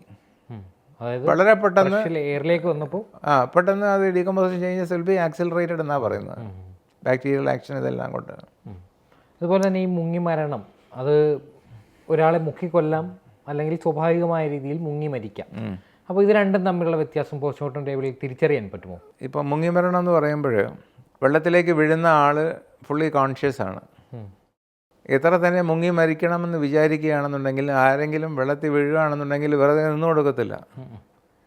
അതെല്ലാവർക്കും ജീവനിൽ കൊതിയുണ്ടല്ലോ, രക്ഷപ്പെടാൻ ശ്രമിക്കുമ്പോൾ ഞാൻ നേരത്തെ പറഞ്ഞതുപോലെ ഈ സഹായിക്കാൻ വേണ്ടിയിട്ട് വിളിക്കുമ്പോൾ ലങ്സിലുള്ള എയർ വെളിയിൽ പോവും, വെള്ളം അകത്ത് കിടക്കും. ഇങ്ങനെ കിടന്നിട്ടാണ് ആൾ മുങ്ങുന്നത്. അത് കോൺഷ്യസ് പേഴ്സൺ. രണ്ടാമത് സംഭവിക്കുന്നത് അൺകോൺഷ്യസ് ആയിട്ട് ഒരാൾ വെള്ളത്തിൽ വീഴുകയാണ്. വെള്ളത്തിൽ വീഴുമ്പോൾ ഈ ആക്റ്റീവ് മൂവ്മെൻറ്റ്സ് ഒന്നുമില്ല. അപ്പോൾ വെള്ളം അകത്ത് കയറുന്നത് പാസീവ് മൂവ്മെൻ്റാണ്. എന്ന് പറഞ്ഞാൽ വെള്ളം അകത്ത് കയറുന്നത് അങ്ങനെ ഒരു ഉച്ചത്തിൽ വിളിച്ചിട്ടോ അതൊന്നുമല്ല, അല്ലാതെ തന്നെ നോർമലായിട്ട് വെള്ളം അകത്തോട്ട് പോകും. അതിന് നമ്മൾ പാസീവ് എന്നാണ് പറയുന്നത്, പാസീവ് എഫർട്ട്. അപ്പോൾ അതിലും അങ്ങനെ മരിക്കുമ്പോൾ ലങ്സിൽ ചില വ്യത്യാസങ്ങളുണ്ട്. ഈ മുങ്ങി മരണം ആക്സിഡൻ്റൽ ആണെന്നുണ്ടെങ്കിൽ ഒരു കൺഫർമേറ്ററി ചേഞ്ചായിട്ട് പറയുന്നത് ഈ വെള്ളത്തിലുള്ള മണ്ണ്, ആൽഗെ, പിന്നെ വാട്ടർ പ്ലാന്റ്സ്, അതിൻ്റെയൊക്കെ ചെറിയ അംശങ്ങൾ ഈ ശ്വാസകോശത്തിൽ കാണാം. പിന്നെ ചേഞ്ച് വരുന്നത് ലങ്ങിനാണ്. അത് നമ്മൾ എഡിമ അക്വോസ എന്ന് പറയും. എഡിമയുണ്ട്, വെള്ളത്തിൻ്റെ അംശമുണ്ട്. അതേസമയം ഒരു അൺകോൺഷ്യസ് പേഴ്സൺ വെള്ളത്തിൽ വീഴുന്ന് മരിക്കുകയാണെങ്കിൽ ആ ലങ്സിൻ്റെ ചേഞ്ചസ് എഡിമ അക്വോസ. എംഫസീമ അക്വോസാണ് ഫ്രഷ് വാട്ടർ, എഡിമ അക്വോസാണ് മറ്റേ ഇതിൽ അൺകോൺഷ്യസ് പേഴ്സൺ വന്ന് വീഴുന്നതിനുള്ളത്. സാർ, ഇപ്പോൾ ഈ പോസ്റ്റ്മോർട്ടത്തിനൊക്കെ ഒരു റിപ്പോർട്ട് നമ്മൾ കേരളത്തിൽ നടക്കുന്ന ഒരു കുറ്റകൃത്യമാണെങ്കിൽ കൊടുക്കേണ്ടത് കേരള പോലീസിനാണ്. അത്തരത്തിൽ അന്യ സംസ്ഥാനങ്ങളിൽ വെച്ച് നടക്കുന്ന കൊലപാതകങ്ങൾ അത് നമ്മുടെ പരിധിയിലേക്ക് വരുമ്പോൾ അതുമായി ബന്ധപ്പെട്ട അന്വേഷണത്തിനുള്ള അതോറിറ്റി എന്ന് പറയുന്നത് ഒരു അന്യ സംസ്ഥാനത്തെ ഒരു പോലീസ് സേനയാണ്. അപ്പോൾ അത്തരത്തിൽ കേരള പോലീസും അന്യ സംസ്ഥാനങ്ങളിൽ നിന്ന് വന്ന് ഈ കേസ് അന്വേഷിക്കുന്ന പോലീസ് സേനയും തമ്മിലുള്ള ഒരു വ്യത്യാസം എന്തായിരിക്കും? അത്തരത്തിലെ അനുഭവങ്ങൾ എന്തെങ്കിലും സാറിന് ഉണ്ടായിട്ടുണ്ടോ? അങ്ങനെ ഒരു അനുഭവം ഉണ്ടായിട്ടുണ്ട്. എന്ന് പറഞ്ഞാൽ ഡൽഹിയിൽ നടന്ന ഒരു കേസാണ്. ആ പർട്ടിക്കുലർ ഏരിയ അത് ഞാൻ പേര് ഓർക്കുന്നില്ല. അവിടെ കേരളത്തിൽ നിന്നും ഒരു മെഡിക്കൽ കമ്പനിയിൽ ജോലി ചെയ്യാൻ പോയ ഒരാളാണ്. മഞ്ചേരിയിലാണ് അവരുടെ ഓഫീസ്, ഈ സെലക്ഷൻ ഓഫീസ്. എന്നിട്ട് അങ്ങനെ ഡൽഹിയിൽ പോവാണ്. ഡൽഹിയിൽ പോയിട്ട് രാത്രി വീട്ടിലേക്ക് ഫോൺ ചെയ്യുകയാണ്, നാളെ ഞാൻ ജീവിച്ചിരുന്നാൽ വിളിക്കാമെന്ന് പറഞ്ഞിട്ട്. എന്നിട്ട് പിറ്റേ ദിവസം വിളിയൊന്നും വരുന്നില്ല. അങ്ങനെ അച്ഛനും അമ്മയും ഡൽഹിയിലുള്ള ഈ മരിച്ചുപോയ ആളിൻ്റെ മാമനെ വിളിച്ച് പറയുന്നു, ഇങ്ങനെ വിളിച്ചിരുന്നു, ഞങ്ങൾക്ക് മനപ്രയാസമാണ്, അതോ എന്താണെന്ന് നോക്കണം എന്ന് പറഞ്ഞിട്ട്. അപ്പോൾ ഈ അങ്കിൾ എന്ന് പറയുന്ന ആൾ അന്വേഷിക്കാൻ പോയി. അവിടെ ഒരു പാർക്കിൻ്റെ പിക്കറ്റ് ഫെൻസിൽ എന്ന് പറഞ്ഞാൽ നല്ല ബലമുള്ള ഫെൻസിങ് ആണ്. ആ ഫെൻസിൽ ഇങ്ങേരുടെ നെഞ്ച് തുളച്ച് കയറി അങ്ങനെ നിൽക്കുകയാണ്. ഒരു പകുതി കാല് മടങ്ങിയ രീതിയിൽ അങ്ങേരവിടെ മരണപ്പെട്ട് നിൽക്കുകയാണ്. അപ്പോൾ ആ ബോഡി എടുത്ത് പോസ്റ്റ്മോർട്ടത്തിന് വേണ്ടി കൊണ്ടുപോയി അവിടുത്തെ ലോക്കൽ ഹോസ്പിറ്റലിൽ. അപ്പോൾ അവിടുത്തെ ഡോക്ടർ പറഞ്ഞത് തലക്കേറ്റ ക്ഷതമെന്ന് പറയുന്നു. അപ്പോൾ മരണകാര്യത്തിൽ ഈ മരിച്ചുപോയ ആളിൻ്റെ അച്ഛന് അത്രയും ഒരു വിശ്വാസം വന്നില്ല. അങ്ങനെ ഇവിടെ ഗവൺമെൻറ്റിലേക്ക് ലെറ്ററൊക്കെ കൊടുത്തിട്ട് ആ പർട്ടിക്കുലർ കേസ് ചേർപ്പ് പോലീസ് സ്റ്റേഷനിൽ ക്രൈം നമ്പർ ഇട്ട് പോസ്റ്റ്മോർട്ടത്തിനുള്ള ഇതുണ്ടാക്കി. അങ്ങനെ പോസ്റ്റ്മോർട്ടം പിറ്റേ ദിവസം ഞാൻ ചെയ്യുന്നു. അപ്പോൾ എൻ്റെ നിഗമനം എന്ന് പറഞ്ഞാൽ ഇങ്ങനെ ഷോട്ട് ഗൺ കൊണ്ട് വെടിവെച്ചതാണ്. വലതുവശത്തിൻ്റെ നെറ്റിയിലും ഈ ഏരിയയിലൊക്കെ ഷോട്ട് ഗൺ പെല്ലറ്റ്സ് തറച്ച് കയറിയിട്ടുണ്ട്. ആ ഏരിയയിൽ നിന്നും ഒരു പെല്ലറ്റ് ഞാൻ റിക്കവർ ചെയ്തു. അത് കഴിഞ്ഞിട്ട് ഒപ്പീനിയനും കൊടുക്കുന്നു, ഷോട്ട് ഗൺ ഇതാണെന്ന് പറഞ്ഞിട്ട്. എക്സ്റേ ഒക്കെ എടുത്തു, എക്സ്റേയിലൊന്നും കിട്ടിയില്ല. അപ്പോൾ ഫൈനൽ ഒപ്പീനിയൻ കൊടുക്കുന്നത് disease died of shot gun injury എന്ന് പറഞ്ഞിട്ട്. അപ്പോൾ പോസ്റ്റ്മോർട്ടം സർട്ടിഫിക്കറ്റ് ഹാൻഡ് ഓവർ ചെയ്യുന്നത് ചേർപ്പ് പോലീസ് സ്റ്റേഷനാണ്. അവർക്ക് ഞാൻ കൊടുക്കേണ്ട ബാധ്യതയില്ല, എനിക്ക് ബാധ്യതയില്ല. അപ്പോൾ പിറ്റേ ദിവസം അവർ വരുന്നു, വന്നിട്ട് പറഞ്ഞു we are coming from the prime minister's place. അപ്പോൾ ഞാൻ പറഞ്ഞു if you are going to say that I am from the president's place എന്ന് പറഞ്ഞാൽ അന്ന് KR നാരായണനാ president. Don't try to make me fear you, I won't give anything. അവസാനം കുറേ വാക്കുകൾക്കായി ഞാൻ പറഞ്ഞു ഒന്നും തരത്തില്ല, വേണമെന്നുണ്ടെങ്കിൽ പോസ്റ്റ്മോർട്ടം സർട്ടിഫിക്കറ്റിൻ്റെ കോപ്പി വേണമെങ്കിൽ തരാം, എക്സ്റേ എടുത്തതും തരാം, അല്ലാതെ വേറെ ഒന്നും ഞാൻ തരത്തില്ലെന്ന് പറഞ്ഞു. ഇവർക്കത് കൊടുത്തു, അവർ പോയി. അത് കഴിഞ്ഞിട്ട് സബ്സിക്വൻ്റായിട്ട് 3 പ്രാവശ്യം ഈ മെട്രോപൊളിറ്റൻ മജിസ്ട്രേറ്റിൽ നിന്നും റിക്വസ്റ്റ് വന്നു, ഇവിടെ സൂക്ഷിച്ചേക്കുന്ന എല്ലാ മെറ്റീരിയൽസും ഈ പോലീസുകാരൻ്റെ അടുത്ത് കൊടുത്തേക്കണം എന്ന് പറഞ്ഞിട്ട്. അപ്പോൾ 3 പ്രാവശ്യം ഞാൻ അത് റെസിസ്റ്റ് ചെയ്തു. ആക്ച്വലി മജിസ്ട്രേറ്റിൻ്റെ ഇതാകുമ്പോൾ എവിടെയൊക്കെ ആണെന്നുണ്ടെങ്കിൽ പ്രശ്നം ഉണ്ടായേനെ. പക്ഷേ ഇത്രയും ദൂരമുള്ളപ്പോൾ അത് ഞാൻ ചെയ്തത് ശരിയാണോ എന്ന് ചോദിച്ചാൽ ശരിയല്ല. പക്ഷേ എന്തിനു വേണ്ടിയിട്ടാണ് ചെയ്തതെന്ന് ചോദിക്കുകയാണെന്നുണ്ടെങ്കിൽ നമുക്ക് ഒരു clear case of gun shot injury, അത് ഇൻവെസ്റ്റിഗേഷൻ ഇല്ലാതെ അത് എന്താ പറയുക, അത് മൂടി വയ്ക്കാനുള്ള ഒരു ശ്രമം നടക്കുന്നുണ്ട്, അത് വരാൻ പാടില്ല. അതുകൊണ്ടാണ് 3 പ്രാവശ്യം റെസിസ്റ്റ് ചെയ്തത്. 3 പ്രാവശ്യം ആയപ്പോൾ ഞാൻ മരിച്ചുപോയ ആളിൻ്റെ അച്ഛനെ വിളിച്ച് പറഞ്ഞു, ഞാൻ പറഞ്ഞു ഇങ്ങനെ ഒരു മൂവ്മെൻറ്റ് നടക്കുന്നുണ്ട്, ഇനി ഹോൾഡ് ചെയ്യാൻ പറ്റത്തില്ല, അതുകൊണ്ട് നിങ്ങളത് ഡൽഹി പോയിട്ട് കോടതിയിൽ അത് പ്രസൻറ്റ് ചെയ്യണം. അങ്ങനെ സുപ്രീം കോടതിയിൽ ഇത് അവർ നേരിട്ട് പോയി ഹർജി കൊടുക്കുന്നു. എന്നിട്ട് CBI എൻക്വയറിക്ക് വേണ്ടി ഓർഡർ ഇടുന്നു. അപ്പോൾ CBI എൻക്വയറിക്ക് വേണ്ടി ഓർഡർ ഇടുമ്പോൾ അവർ തന്നെ ഈ ആൾ ഇന്ത്യ ഇൻസ്റ്റിറ്റ്യൂട്ട് ഓഫ് മെഡിക്കൽ സയൻസിൽ ഫോറൻസിക് ഹെഡും CBI ഓഫീസേഴ്സും എല്ലാം കൂടെ ഒരു കമ്മിറ്റി രൂപീകരിക്കുന്നു. ഈ കമ്മിറ്റിയിൽ പറയുന്നത്, കമ്മിറ്റി എടുത്ത തീരുമാനം അല്ലെങ്കിൽ ഈ മരിച്ചുപോയ ആളിന് പ്രേതാത്മാക്കളുടെ ഒരു സാമീപ്യം ഉണ്ടായിരുന്നു. അതുമാത്രമല്ല, അങ്ങേര് ഒരു മാനസിക വിഭ്രാന്തിയുള്ള ആളാണ്. ഈ പോസ്റ്റ്മോർട്ടം സർട്ടിഫിക്കറ്റിൽ പറഞ്ഞിരിക്കുന്ന ഇഞ്ചുറി, അങ്ങേര് ആത്മഹത്യ ചെയ്യാൻ വേണ്ടിയിട്ട് പല പ്രാവശ്യം ഈ പിക്കറ്റ് ഫെൻസിൻ്റെ പ്രൊജക്റ്റഡ് പാർട്ടിൽ തലയിടിച്ചു. ഇതിങ്ങനെ കുത്തി നിൽക്കുന്ന നിലയിലല്ലായിരുന്നു മൃതദേഹം? അത് എന്നിട്ട് പല ലെവലിലാണ്. എന്നിട്ട് മേളിൽ ഇതുപോലെ കമ്പി നിൽപ്പുണ്ട്. ആ കമ്പിയിൽ തലയിടിച്ചിട്ടാണ് ഇവിടെ കുത്തിയതെന്നാണ് പറയുന്നത്. അതുകൊണ്ട് ഇതൊരു സൂയിസൈഡ് ആണെന്നുള്ള രീതിയിൽ. അല്ല, ഇതൊരു മരണകാരണമായിട്ട് അസസ് ചെയ്തില്ലേ? അല്ല, ക്രേനിയോ സെറിബ്രൽ ട്രാമ എന്ന് പറയുന്നത് ആദ്യം പോസ്റ്റ്മോർട്ടം ചെയ്ത ആളാണ്. ഇവരുടെ ഒപ്പീനിയൻ എന്ന് പറഞ്ഞാൽ ഇത് ഫയർ ആം ഇഞ്ചുറി ഒന്നും അല്ല, ഇത് അങ്ങേര് ആത്മഹത്യ ചെയ്തതാണ്. ആത്മഹത്യ ചെയ്യാനുള്ള കാര്യം എന്ന് പറഞ്ഞാൽ പ്രേതാത്മാക്കളുടെ ഇൻഫ്ലുവൻസ് ഉണ്ട്. രണ്ടാമത് ഇങ്ങേർക്ക് മാനസിക വിഭ്രാന്തിയുണ്ട്. അതുകൊണ്ടാണ് അങ്ങേര് ആത്മഹത്യ ചെയ്തത്, അല്ലാതെ ഫയർ ആം ഇഞ്ചുറി അല്ല. ഈ കേസ് തൃശ്ശൂരിൽ പോസ്റ്റ്മോർട്ടം ചെയ്ത ഡോക്ടർ പറഞ്ഞതുപോലെയുള്ള ഇതല്ല, അങ്ങേർക്ക് ഇതിനെപ്പറ്റി ഒന്നും അറിയത്തില്ല എന്നുള്ള കമൻ്റൊക്കെ ചെയ്തു. അപ്പോൾ ഇതിന് കൗണ്ടർ കൊടുക്കാനായിട്ട് എൻ്റെ അടുത്ത് ഈ മരിച്ചുപോയ ആളിൻ്റെ അച്ഛൻ വന്നിരുന്നു. എന്നിട്ട് ഇതൊക്കെ നോക്കിയിട്ട് ഞാൻ കൗണ്ടർ എഴുതി കൊടുത്തു. ഈ കൗണ്ടറും കൊണ്ട് അങ്ങേരുടെ എംപ്ലോയി ചെയ്ത അഡ്വക്കേറ്റിനെ കാണാനായിട്ട് അവിടെ പോയപ്പോൾ പറഞ്ഞു, ഞാൻ കേസ് എടുക്കത്തില്ല എന്ന് പറഞ്ഞു, എന്നെ കൊണ്ട് പറ്റത്തില്ല എന്ന് പറഞ്ഞു. എന്നിട്ട് അഡ്വക്കേറ്റ് ഒഴിഞ്ഞു മാറി. അതേസമയം ഈ അങ്കിളെന്ന് ഞാൻ പറഞ്ഞല്ലോ, അങ്ങേരുടെ വീട്ടിൽ ഒരു ദിവസം ഒരു 6-7 പേര് ചെന്നിട്ട് അങ്കിളിനെ ഭീഷണിപ്പെടുത്തി. എന്ന് പറഞ്ഞാൽ, നിങ്ങൾ ഈ ഉദ്യമത്തിൽ നിന്നും പിന്മാറണം, അതല്ലെന്നുണ്ടെങ്കിൽ നിങ്ങളുടെ ബന്ധുവിന് സംഭവിച്ച പോലെയുള്ള അനുഭവങ്ങൾ ഉണ്ടാകുമെന്ന് പറഞ്ഞപ്പോൾ അവരും പിന്മാറി. എന്നിട്ട് കേസ് ഇതുവരെ ഒന്നും ആയിട്ടില്ല. CBI അത് ക്ലോസ് ചെയ്തു എന്ന് പറഞ്ഞാൽ സൂയിസൈഡ് ആണെന്നുള്ളത് CBI ക്ലോസ് ചെയ്തു. ഇത് ഏറ്റെടുക്കാനായിട്ട് ആരുമില്ല.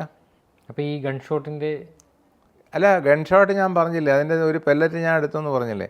ഈ പെല്ലറ്റ് അവിടെ അനാലിസിസിന് കൊടുത്തിട്ട് അത് മറ്റേ ഗൺ ഷോട്ട് സബ്സ്റ്റൻസ് അല്ല എന്ന് പറഞ്ഞിട്ട് റിപ്പോർട്ടും തന്നു. അത് മനഃപൂർവ്വം ചെയ്തതാണ്.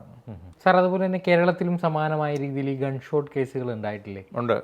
അത് മലപ്പുറത്ത് ഒരു സമാനമായ ഒരു കേസ് സാർ ചെയ്തിട്ടുണ്ട്. അപ്പോൾ അതുമായി ബന്ധപ്പെട്ട അനുഭവങ്ങൾ എന്താണ്? അതെന്ന് പറഞ്ഞാൽ ഒരു മുസ്ലിം സ്ത്രീയാണ്, ഒരു മധ്യവയസ്ക അവിടുത്തെ ഒരു കുളത്തിൽ തുണി അലക്കിക്കൊണ്ടിരുന്നപ്പോൾ വെടിയേറ്റിട്ട് മരിച്ചു വീഴുന്നു. അങ്ങനെയാണ് ബോഡി കൊണ്ടുവരുന്നത്. അപ്പോൾ ഞാൻ ചെയ്തിട്ടുള്ള കേസുകളിൽ ഈ ബുള്ളറ്റ് ഇഞ്ചുറിയേക്കാളും പെല്ലറ്റ് ഇഞ്ചുറിയാണ് കൂടുതൽ ചെയ്തിട്ടുള്ളത്. ഏകദേശം ഒരു 10-12 കേസ് ചെയ്തിട്ടുണ്ട്. ഈ ബുള്ളറ്റും പെല്ലറ്റും തമ്മിലുള്ള ഈ ബുള്ളറ്റ് എന്ന് പറയുന്നത് ഒരു സിംഗിൾ ഇതാണ്. ഈ ഞാൻ നേരത്തെ പറഞ്ഞ പോലെ റൈഫിളിൻ്റെ ഫയർ ആം എന്നും പ്രൊജക്റ്റ് ചെയ്ത് പോകുന്നതാണ്. പെല്ലറ്റ് എന്ന് പറയുന്നത് സൈക്കിൾ ബാളില്ലേ, സൈക്കിളിൻ്റെ ചെയിൻ വീലിലെ അല്ല, ഈ ഇതിന് സ്പോക്ക് അവിടെ ഇതുണ്ട്, സ്പോക്കിൽ ബാളുണ്ടെന്ന് തോന്നുന്നു എനിക്ക്, ചെറിയ ബാള് അതേപോലത്തേതാണ്. അത് പല വലിപ്പത്തിലുമുണ്ട്. എക്സാമ്പിൾ അതിനെ കമ്പയർ ചെയ്യാണ്, മനസ്സിലായോ? ഇതിപ്പോൾ സ്റ്റീലാണെന്നുണ്ടെങ്കിൽ മറ്റേത് ലെഡാണ് ഈ നിറയ്ക്കുന്നത്, ഈ ഷോട്ട് ഗണ്ണിൽ നിറയ്ക്കുന്നത്. ഈ ബുള്ളറ്റ് കൊണ്ടാണെന്നുണ്ടെങ്കിൽ ഒരു ഇഞ്ചുറിയെ കാണത്തുള്ളൂ. പെല്ലറ്റ് ആകുമ്പോൾ മൾട്ടിപ്പിൾ ഇഞ്ചുറി കാണും. അത് ഒറ്റ തവണ വലിച്ചാൽ അല്ല, അത് ഡിസ്റ്റൻസ് അനുസരിച്ചിട്ടാണ്. ഇപ്പോൾ അടുത്ത് നിന്നാണ് ഒരാളെ ഷോട്ട് ഗൺ കൊണ്ട് കൊല്ലുകയാണെന്നുണ്ടെങ്കിൽ ഈ പെല്ലറ്റ്സ് എല്ലാം കൂടെ ഒരുമിച്ച് അങ്ങ് കയറും. അപ്പോൾ സിംഗിൾ ഇഞ്ചുറിയേ ഉള്ളൂ. ഡിസ്റ്റൻസ് കൂടുന്തോറും ഇതിന് ഡിസ്പേഴ്സൺ എന്ന് പറയും. എന്ന് പറഞ്ഞാൽ പെല്ലറ്റ് ചെതറിപ്പോയിട്ട് പല സ്ഥലങ്ങളിലായിട്ട് വൈഡ് ഏരിയയിൽ വരും. അപ്പോൾ ഇതുപോലെ വൈഡ് ഏരിയയിലായിരുന്നു ഈ കോഴിക്കോട് മഞ്ചേരിയിലുള്ള കേസ്. അപ്പോൾ എക്സ്റേ ഒക്കെ എടുത്തു, പെല്ലറ്റ്സൊക്കെ കിട്ടി. അത് കഴിഞ്ഞിട്ട് die due to shotgun injury എന്ന് പറഞ്ഞ് കൊടുത്തു. വെടിവെച്ച് കൊന്ന ആളും ഈ സ്ത്രീയുമായിട്ട് ബന്ധമുണ്ട്. ഈ മരിച്ച സ്ത്രീ ഫൈനാൻഷ്യലായിട്ട് അത്ര ഇതല്ല. മറ്റേ ആൾ ഇവർക്ക് പൈസ കൊടുത്ത് അവരുടെ 2 പെൺമക്കളെ എന്തോ കല്യാണമൊക്കെ കൊടുത്തു. അതിനുശേഷം ഈ സ്ത്രീ എപ്പോഴും പൈസ ചോദിച്ചുകൊണ്ടിരിക്കും. അപ്പോൾ അതിൽ പൊറുതി മുട്ടിയിട്ടാണ് ഇദ്ദേഹം അവർ തുണികൾ കഴുകിക്കൊണ്ടിരിക്കുമ്പോൾ വെടിവെച്ചത്. വെടിവെച്ചിട്ട് എന്ത് ചെയ്തു, ഇങ്ങനെ വിഷം കഴിച്ചു, ആർഗനോഫോസ്ഫറസ്, ഈ ചെടിക്കൊക്കെ അടിക്കുന്ന മരുന്ന്. അതിന് മഞ്ചേരി ഹോസ്പിറ്റലിൽ അഡ്മിറ്റ് ചെയ്തു, അങ്ങനെ രക്ഷപ്പെട്ടു. അപ്പോൾ വിസ്താരമൊക്കെ കഴിഞ്ഞു, അവർക്ക് ശിക്ഷ കിട്ടി. അതുപോലെ തന്നെ ഈ കടാവർ, ഈ മെഡിക്കൽ വിദ്യാർത്ഥികൾക്ക് പഠിക്കാനായിട്ട് ഉപയോഗിക്കുന്ന മൃതശരീരങ്ങളൊക്കെ അതെങ്ങനെയാണ് ഈ കൈവശം വരുന്നത്? കൈവശം വരുന്നതെന്ന് പറഞ്ഞാൽ, ഇപ്പോൾ മരണത്തിന് പ്രതീക്ഷിച്ചിരിക്കുന്ന ആളോ അതല്ലെന്നുണ്ടെങ്കിൽ എൻ്റെ മരണം കഴിഞ്ഞാൽ ബോഡി ദഹിപ്പിക്കേണ്ട, കുട്ടികൾക്ക് പഠിക്കാൻ കൊടുക്കണം എന്നുള്ള ഒരു സമ്മതപത്രം വേണം. ആ സമ്മതപത്രം ഈ മരിക്കുന്ന ആളിൻ്റെ ബന്ധുക്കൾ അവരും കൂടെ സമ്മതപത്രത്തിൽ ഒപ്പിടണം. അതൊന്ന്. രണ്ടാമത്, ഇങ്ങനെ മരിക്കുമ്പോൾ ഇത് ഇൻഫോം ചെയ്യാനായിട്ട് ആ timely information should be given to the principal of that particular college. എത്ര മിനിറ്റുകളിൽ വേണം? ഒരു 12 മണിക്കൂറിനകം കൊടുക്കണം. 12 മണിക്കൂറിനകം ബോഡി ട്രാൻസ്ഫർ ചെയ്യണം. അതല്ലെന്നുണ്ടെങ്കിൽ ബോഡി ഡികമ്പോസ് ചെയ്യാം. നമ്മൾ കൊണ്ടു കൊടുക്കണം. അല്ല, ആരാണോ ഇത് ചെയ്യുന്നത്, ഇങ്ങനെ ആരെയാണോ ഏൽപ്പിച്ചേക്കുന്നത്, അവർ ഈ മരണം അത് അറിയിക്കണം. ബോഡി കൊണ്ടുപോകും. അല്ല, അത് ഇവിടെ നിന്ന് വരും, കോളേജിൽ നിന്ന് വന്ന് കൊണ്ടുപോകും. പക്ഷേ ഇവിടെ എനിക്ക് അതിൽ തന്നെ വേറൊരു അനുഭവം ഉണ്ടായി. ഇതുപോലെ ഞാൻ പ്രിൻസിപ്പൽ ഇൻചാർജായിട്ട് ഒരു 2-3 മാസം ഉണ്ടായിരുന്നു തൃശ്ശൂരിൽ തന്നെ. അപ്പോൾ ഒരു വയസ്സായ ഒരു ആൾ എൻ്റെ അടുത്ത് നിന്ന് പറഞ്ഞു, ഞാൻ മരിച്ചു കഴിഞ്ഞാൽ എൻ്റെ ഡെഡ് ബോഡി കോളേജിലേക്ക് ഡൊണേറ്റ് ചെയ്യണമെന്ന് ആഗ്രഹമുണ്ട്. അപ്പോൾ ഞാൻ പറഞ്ഞു, ഒരു കാര്യം ചെയ്യും, നിങ്ങളൊരു റിക്വസ്റ്റ് എഴുതുക, അതിനെ സാക്ഷ്യപ്പെടുത്തി നിങ്ങളുടെ ബന്ധുക്കളും അത് ഒപ്പിടണം. ഒപ്പിട്ട് ഇവിടെ കൊണ്ടുവന്നാൽ നമുക്കത് ചെയ്യാം, പക്ഷേ മരണം നടക്കുന്ന സമയം അറിയിക്കണം എന്നൊക്കെ പറഞ്ഞു. അപ്പോൾ പോയിട്ട് വരാമെന്ന് പറഞ്ഞ് അങ്ങേര് പോയി വീട്ടിൽ പോയിട്ട് 3 ദിവസം കഴിഞ്ഞപ്പോൾ ഇങ്ങനെ ഭാര്യയെ വിളിച്ചു. ഭാര്യയെ വിളിച്ചിട്ട് എൻ്റെ അടുത്ത് പറഞ്ഞു, നിങ്ങളായത് ബോഡി ചോദിക്കാനായിട്ട്, എൻ്റെ ഭർത്താവിൻ്റെ മൃതദേഹം കൊടുക്കണോ ഇല്ലയോ എന്നുള്ളത് ഞാൻ തീരുമാനിക്കും, നിങ്ങൾ ആവശ്യമില്ലാത്ത കാര്യങ്ങൾ ഇടപെടരുത് എന്ന് പറഞ്ഞ് ഇങ്ങോട്ടൊരു ഫയറിങ്. ഞാൻ ചോദിച്ചൊന്നുമില്ല, അങ്ങനെയായിട്ട് വന്ന് പറഞ്ഞതാണ്. അപ്പോൾ ആൾക്കാരുടെ ആ ചിന്താഗതി ഞാൻ പറയുകയാണ്. അപ്പോൾ അവരുടെ സമ്മതമില്ലാതെ ബോഡി കൊടുക്കാൻ പറ്റത്തില്ല. അവർ പറ്റത്തില്ല എന്ന് പറഞ്ഞാൽ ഇല്ല. ഇങ്ങനെ സ്വീകരിക്കുന്ന ബോഡി എന്തായിരിക്കും? സ്വാഭാവികമായി മരണപ്പെട്ടൊരു ബോഡി മെഡിക്കൽ കോളേജിന് അടുത്ത് കഴിഞ്ഞാൽ അത് അനാട്ടമി ഡിപ്പാർട്ട്മെൻറ്റാണ് സ്വീകരിക്കുന്നത്. ഇത് പോസ്റ്റ്മോർട്ടം ചെയ്യുമോ? ഇല്ല എന്ന് പറഞ്ഞാൽ നമുക്ക് സർട്ടിഫിക്കറ്റ് കിട്ടുമല്ലോ, മെഡിക്കൽ സർട്ടിഫിക്കറ്റ്. എങ്ങനെയാണ് മരിച്ചതെന്നുള്ള സർട്ടിഫിക്കറ്റൊക്കെ ഉണ്ട്. പിന്നെ ഇപ്പോഴും പുതിയ എന്തോ മാറ്റങ്ങൾ വന്നിട്ടുണ്ടെന്ന് പറഞ്ഞു. പോലീസ് വെരിഫിക്കേഷൻ വേണം, അതിൽ വേറെ കുഴപ്പങ്ങളൊന്നുമില്ല. പിന്നെ മറ്റേ നമ്മുടെ പഞ്ചായത്ത് മെമ്പറിൻ്റെ സർട്ടിഫിക്കറ്റ് വേണം. അത് കഴിഞ്ഞിട്ട് ദഹിപ്പിക്കുകയാണെങ്കിൽ അതൊക്കെ വേണം. ഇപ്പോൾ ഇതെന്താണെന്നിട്ട് ഈ അനാട്ടമി വിഭാഗത്തിലാണ് കുട്ടികൾ പഠിക്കുന്നത്. ആദ്യത്തെ ഫസ്റ്റ് MBBSലാണ് അനാട്ടമിയെ പറ്റി പഠിക്കുന്നത്. അപ്പോൾ അവർക്കൊരു ബോഡി ഇതുപോലെ കിട്ടുകയാണെന്നുണ്ടെങ്കിൽ അവർ അത് എംബാം ചെയ്യും. എന്ന് പറഞ്ഞാൽ ബോഡി ഈ പ്യൂട്രിഫാക്ഷൻ വരാതിരിക്കാനായിട്ട് ഡൈ ഒക്കെ ഇഞ്ചെക്റ്റ് ചെയ്യും അണ്ടർ പ്രഷർ. അതൊക്കെ ഇഞ്ചെക്റ്റ് ചെയ്ത് കഴിഞ്ഞാൽ പിന്നെ അത് ഫോർമലിന് സൂക്ഷിക്കും. ഫോർമലിൽ ഇത്ര ദിവസം കിടക്കണമെന്നുണ്ട്. അത് കഴിഞ്ഞാലാണ് പിന്നെ കുട്ടികൾക്ക് അത് പഠിക്കാനായിട്ട് ഒരു മൃതദേഹം പിന്നീട് അഴുകില്ല. ഇല്ല, അഴുകത്തില്ല. അത് മാത്രമല്ല, നമ്മൾ ഡൈ ഇഞ്ചെക്റ്റ് ചെയ്യുന്നെന്ന് പറയുന്നില്ലേ, ഡൈ എന്ന് പറഞ്ഞാൽ ഒരു കളേർഡ് മെറ്റീരിയൽ ഈ ആർട്ടറി കൂടെ ഇഞ്ചെക്റ്റ് ചെയ്യും. വളരെ ഹൈറ്റിൽ ഇത് കെട്ടിയിട്ടിട്ടെ അപ്പോഴേ ആ ഫോഴ്സ് കിട്ടത്തുള്ളൂ.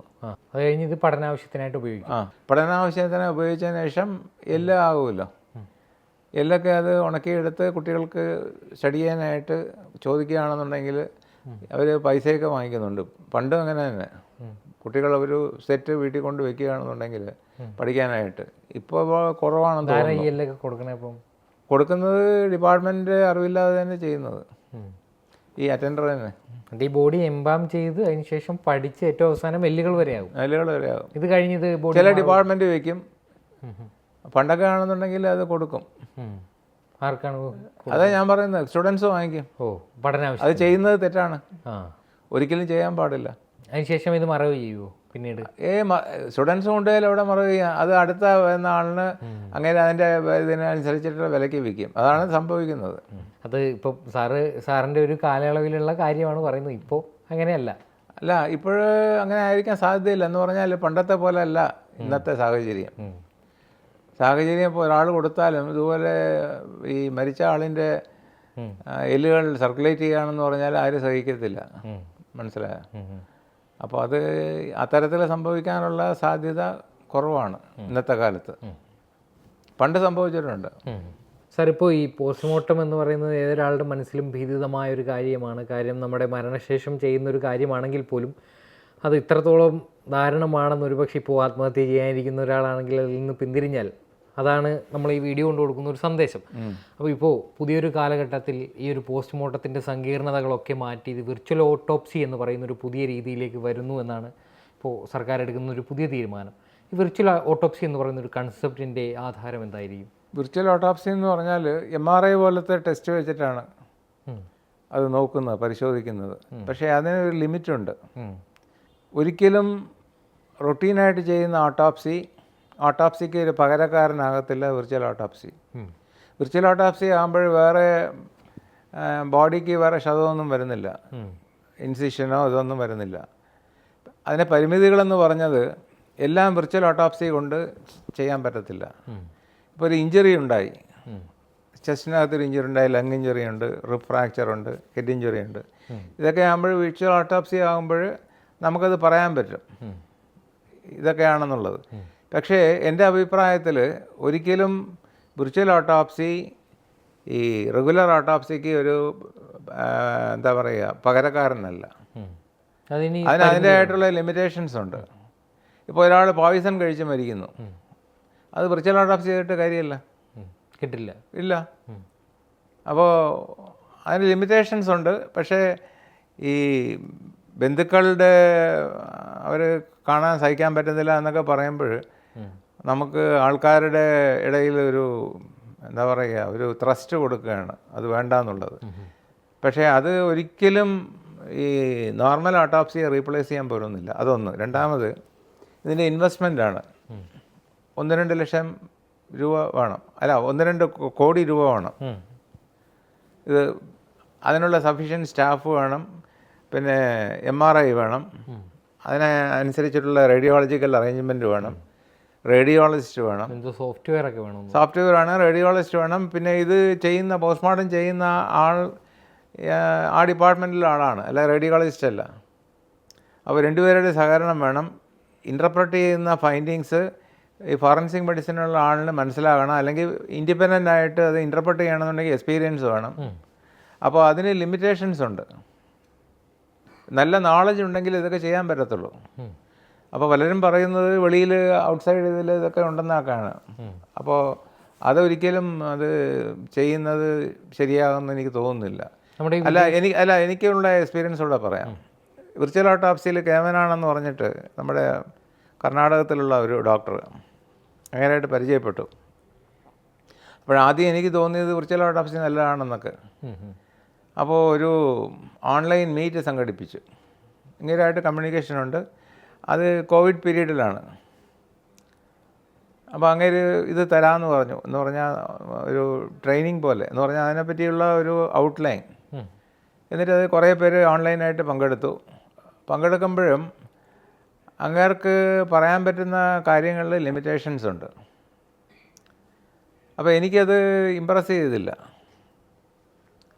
അതൊക്കെ കഴിഞ്ഞിട്ട് ഇങ്ങനെ എൻ്റെ അടുത്ത് പറയുകയാണ്, കേരളത്തിലെ ഡെവലപ്മെൻറ്റിനെ ഞാൻ നിങ്ങളെ ഏൽപ്പിക്കുകയാണ്. അപ്പോൾ സർക്കാരിനെ ഇൻഫ്ലുവൻസ് ചെയ്ത് എല്ലാ മെഡിക്കൽ കോളേജിലും ഇത് കൊണ്ടുവരാൻ നോക്കണം. ഞാൻ പറഞ്ഞു അതിൻ്റെ ജോലിയില്ല, അത് നിങ്ങൾ തന്നെ ചെയ്യാമെന്ന് പറഞ്ഞ് അതിൽ നിന്ന് പിന്മാറി. ഇത് ഞാൻ എന്ത് ഇതിലെ കപ്പാസിറ്റിയിൽ ഞാൻ പോയി പറയുക, മനസ്സിലായോ? വിദേശ രാജ്യങ്ങളിലൊക്കെ ഇതാണോ ചെയ്യുന്നത്? എല്ലാം ഇതാകാൻ പറ്റത്തില്ല, എല്ലാം ചെയ്യാൻ പറ്റത്തില്ല. ഇഞ്ചുറിയുള്ള കേസിലൊക്കെ ചെയ്യാം. പക്ഷേ നമ്മൾ കാണുന്നതും നമ്മുടെ കരങ്ങൾ കൊണ്ട് ഫീൽ ചെയ്യുന്നതും വ്യത്യാസമുണ്ട്. വേണമെങ്കിൽ ഒരു എക്സാമ്പിൾ പറയാം. ഇപ്പോൾ കൊറോണറി ആർട്ടറിയെ പറ്റി പറഞ്ഞു, മയോകാർഡിയൽ ഇൻഫാർക്ഷൻ. അപ്പോൾ അത് നമ്മൾ കൊറോണറി ആർട്ടറി കട്ട് ചെയ്യണം. കട്ട് ചെയ്യുമ്പോൾ നമുക്കൊരു ഗ്രിറ്റി ഫീലിംഗ് കിട്ടും. എന്ന് പറഞ്ഞാൽ കല്ലിൽ ഇട്ട് വെട്ടിയതുപോലുള്ള ഒരു ഫീലിംഗ് കിട്ടും. അത് നമ്മൾ കൈകൊണ്ട് ചെയ്താലേ പറ്റത്തുള്ളൂ, മനസ്സിലായോ? അത് ആ ഫീലിംഗ് നമുക്ക് വിർച്വൽ ഓട്ടോപ്സി ചെയ്യുകയാണെങ്കിൽ കിട്ടത്തില്ല. ബ്ലോക്കൊക്കെ കണ്ടുപിടിക്കാം, അതല്ലല്ലോ. അതുപോലെ തന്നെ ഈ ആന്തരികമായിട്ടുള്ള അവയവങ്ങളുടെ സാമ്പിൾ എടുക്കണമൊന്നും പോസിബിൾ അല്ല. പറ്റത്തില്ല, ഒന്നും പറ്റത്തില്ല. ഇനി വേറെ വല്ല പുതിയ മെത്തേഡ് വല്ലതും വരുന്നോ എന്ന് എനിക്കറിയത്തില്ല. എന്തൊക്കെ തന്നെ ആയാലും എനിക്ക് വിർച്വൽ ഓട്ടോപ്സിയോട് ഒരു താല്പര്യവും ഇല്ല. എനിക്കത് ഇഷ്ടമല്ലെന്നേ പറയത്തുള്ളൂ. പക്ഷേ ഞാനെപ്പോഴും പറഞ്ഞിട്ടും കാര്യമില്ല. എന്ന് പറഞ്ഞാൽ ഞാൻ ഔട്ട് ഓഫ് ദി ഫീൽഡാണ്. ഇത് ഞാൻ പറയുന്നത് എൻ്റെ ഒപ്പീനിയനാണ്. അത് പലരും കേൾക്കുമ്പോഴും ഇപ്പോഴത്തെ ജനറേഷന് ഇഷ്ടപ്പെടത്തില്ല. നമ്മൾ ഔട്ട്ഡേറ്റഡ് ആണ്. ഇഷ്ടപ്പെട്ടില്ലെങ്കിലും ഇഷ്ടപ്പെട്ടാലും ഞാൻ അതേ പറയത്തുള്ളൂ. ഞാൻ ആരുടെയും പരിധിയിലല്ല നിൽക്കുന്നത്. സാർ, അതുപോലെ തന്നെ ഈ DNA എന്ന് പറയുന്നത് ഇപ്പോൾ ഒരു ബോഡി തിരിച്ചറിയാൻ പറ്റാത്ത രീതിയിൽ കണ്ടെടുക്കുന്നു. അതിനെ പിന്നീട് ഐഡൻറ്റിഫൈ ചെയ്യാനുള്ളൊരു മാർഗം എന്ന് പറയുന്നത് DNA ആണ്. അപ്പോൾ ഈ DNA എങ്ങനെയാണ് ഇത് പ്രവർത്തിക്കുന്നത്? ഇതെങ്ങനെയാണ് ഇതിൻ്റെ ഒരു ശാസ്ത്രീയ വശം? ഒരു കുട്ടി ജനിക്കുകയാണ്. കുട്ടി ജനിക്കുമ്പോൾ പകുതി അച്ഛനിൽ നിന്നും പകുതി അമ്മയിൽ നിന്നുള്ള ജീൻസ് കുട്ടിക്ക് കിട്ടും. മനസ്സിലായോ? ഭാവിയിൽ ഒരു ഡിസ്പ്യൂട്ട് വരികയാണ്. ഈ കുട്ടിയുടെ അച്ഛൻ ഞാനല്ല, അല്ലെങ്കിൽ നിങ്ങളല്ലെന്ന് ഭാര്യ പറയുകയാണ്. അപ്പോൾ കുട്ടിയുടെ ഇത് നമ്മൾ മറ്റേ DNA ടെസ്റ്റ് നടത്തുമ്പോൾ അമ്മയിൽ നിന്നും അച്ഛനിൽ നിന്നും കിട്ടിയ ജീൻസ് ഈ കുട്ടിക്ക് കാണും. അപ്പോൾ ഇന്നാരുടെ കുട്ടിയാണെന്നുള്ളത് നമുക്ക് ഐഡൻറ്റിഫൈ ചെയ്യാൻ പറ്റും. ഇതിൻ്റെ ശാസ്ത്രീയമായിട്ടുള്ള അല്ല, അതിലും ഇതുണ്ട് കേട്ടോ. എന്ന് പറഞ്ഞാൽ നല്ല എക്സ്പീരിയൻസ്ഡ് ആയിട്ടുള്ള ഒരാൾ ഇൻ്റർപ്രറ്റ് ചെയ്യുമ്പോഴേ കറക്റ്റായിട്ട് വരത്തുള്ളൂ. അതുപോലെ തന്നെ സാറിൻ്റെ മുൻഗാമികളായിട്ടുള്ള doctor VK Sivasankarapillai, VK Jayapalan, Sivasankarapillai sir, അങ്ങനെ പലതരത്തിലുള്ള ഡോക്ടർമാരുടെ ഒരു ശിക്ഷണത്തിലൂടെയാണ് സാർ കടന്നു പോയത്. അപ്പോൾ ഇവരുടെ അടുക്കൽ നിന്ന് ലഭിച്ച ലഭിച്ച ഈ അറിവെന്ന് പറയുന്നത് വളരെ കൂടുതലാണ്. എന്ന് പറഞ്ഞാൽ രണ്ടുപേരെയും എനിക്ക് ജീവിതത്തിൽ ഒരിക്കലും മറക്കാൻ പറ്റത്തില്ല. എന്ന് പറഞ്ഞാൽ അവരുടെ കോൺട്രിബ്യൂഷൻസ്. ഞാൻ ഇന്ന് ഈ സ്ഥിതിയിലിരിക്കുന്നത് അവരുടെ രണ്ടുപേരുടെയാണ്. പക്ഷേ ഏറ്റവും കൂടുതലായിട്ട് ഞാൻ പറയുന്നത് ശിവശങ്കരപ്പിള്ള സാറിൻ്റെ ശിക്ഷണമാണ്. അത് ഇല്ലെന്നുണ്ടെങ്കിൽ ഞാനല്ല. മനസ്സിലായോ? പക്ഷേ ഇന്നത്തെ തലമുറയ്ക്ക് അതുപോലത്തെ അധ്യാപകരില്ല, ഫാക്കൽറ്റി ഇല്ല. എല്ലാവരും എനിക്ക് എല്ലാം അറിയാം. എന്ന് പറഞ്ഞാൽ PG കഴിഞ്ഞ് പാസ്സായ ഒരു കുട്ടിയും അവരെല്ലാം തികഞ്ഞ ഒരു ഫോറൻസിക് പത്തോളജിസ്റ്റ് ആണെന്നുള്ള തോന്നൽ മനസ്സിലുണ്ടാക്കിയിട്ട് പല എന്താ പറയുക ഇതും കാണിക്കുന്നുണ്ട്. അതൊന്നും ഒരിക്കലും ശരിയല്ല. ഒരാൾക്കിപ്പോൾ MD ഫോറൻസിക് മെഡിസിൻ എടുത്താൽ എക്സ്പീരിയൻസ് ആണ് മോർ ഇമ്പോർട്ടൻറ്റ്. എക്സ്പീരിയൻസ് കിട്ടണമെന്നുണ്ടെങ്കിൽ 10-15 വർഷം കഴിഞ്ഞാലേ എന്തെങ്കിലുമൊക്കെ പറയാൻ പറ്റത്തുള്ളൂ. അതല്ലാതെ 3 വർഷം MD പഠിച്ചു, എൻ്റെ എക്സ്പീരിയൻസ് ഇതാണ് എന്ന് പറഞ്ഞാൽ വേറൊരു തരത്തിൽ പറയുകയാണെന്നുണ്ടെങ്കിൽ MD പഠിക്കുന്ന സമയത്ത് ചെയ്ത പോസ്റ്റ്മോർട്ടം ഒരിക്കലും എക്സ്പീരിയൻസ് ആയിട്ട് കണക്കൂട്ടാൻ പറ്റത്തില്ല. ടീച്ചിങ് എക്സ്പീരിയൻസ് ആയിട്ടും വരത്തില്ല. ക്ലാസ്സും എടുത്ത് കാണും, അതും ടീച്ചിങ് എക്സ്പീരിയൻസ് ആയിട്ട് കൂട്ടത്തില്ല. നമ്മൾ പഠിപ്പിച്ച് ഒരു ഗവൺമെൻറ് ഇതിൽ ജോലിക്ക് കയറിയിട്ട് ആ ദിവസം മുതൽ കിട്ടുന്ന എക്സ്പീരിയൻസ് എത്ര വർഷം എന്നുള്ളത് അതും ഡിഫറൻ്റ് ആയിരിക്കും. ചിലർ തിയറി ക്ലാസ് എടുക്കുമ്പോൾ അവർക്ക് പ്രശ്നങ്ങളുണ്ട്, അതിൽ നിന്ന് ഒഴിഞ്ഞു മാറുന്ന ആൾക്കാരുണ്ട്. അതിൽ നിന്നും വേറെ എന്തെങ്കിലും ഇത് പറഞ്ഞിട്ട് ക്ലാസ് ഇൻട്രസ്റ്റ് ആകാതെ പിള്ളേർക്ക് ഒരു ഡൾ ഇത് കൊടുക്കുന്ന ആൾക്കാരൊക്കെ ഉണ്ട്. അത് മിക്സഡ് ആണ്, എപ്പോഴും അങ്ങനെയാണ്. എല്ലാവരും പഠിപ്പിക്കുന്നത് 100% ശരിയാണെന്ന് ഞാൻ പറയുന്നില്ല, including me, I M telling. മനസ്സിലായോ?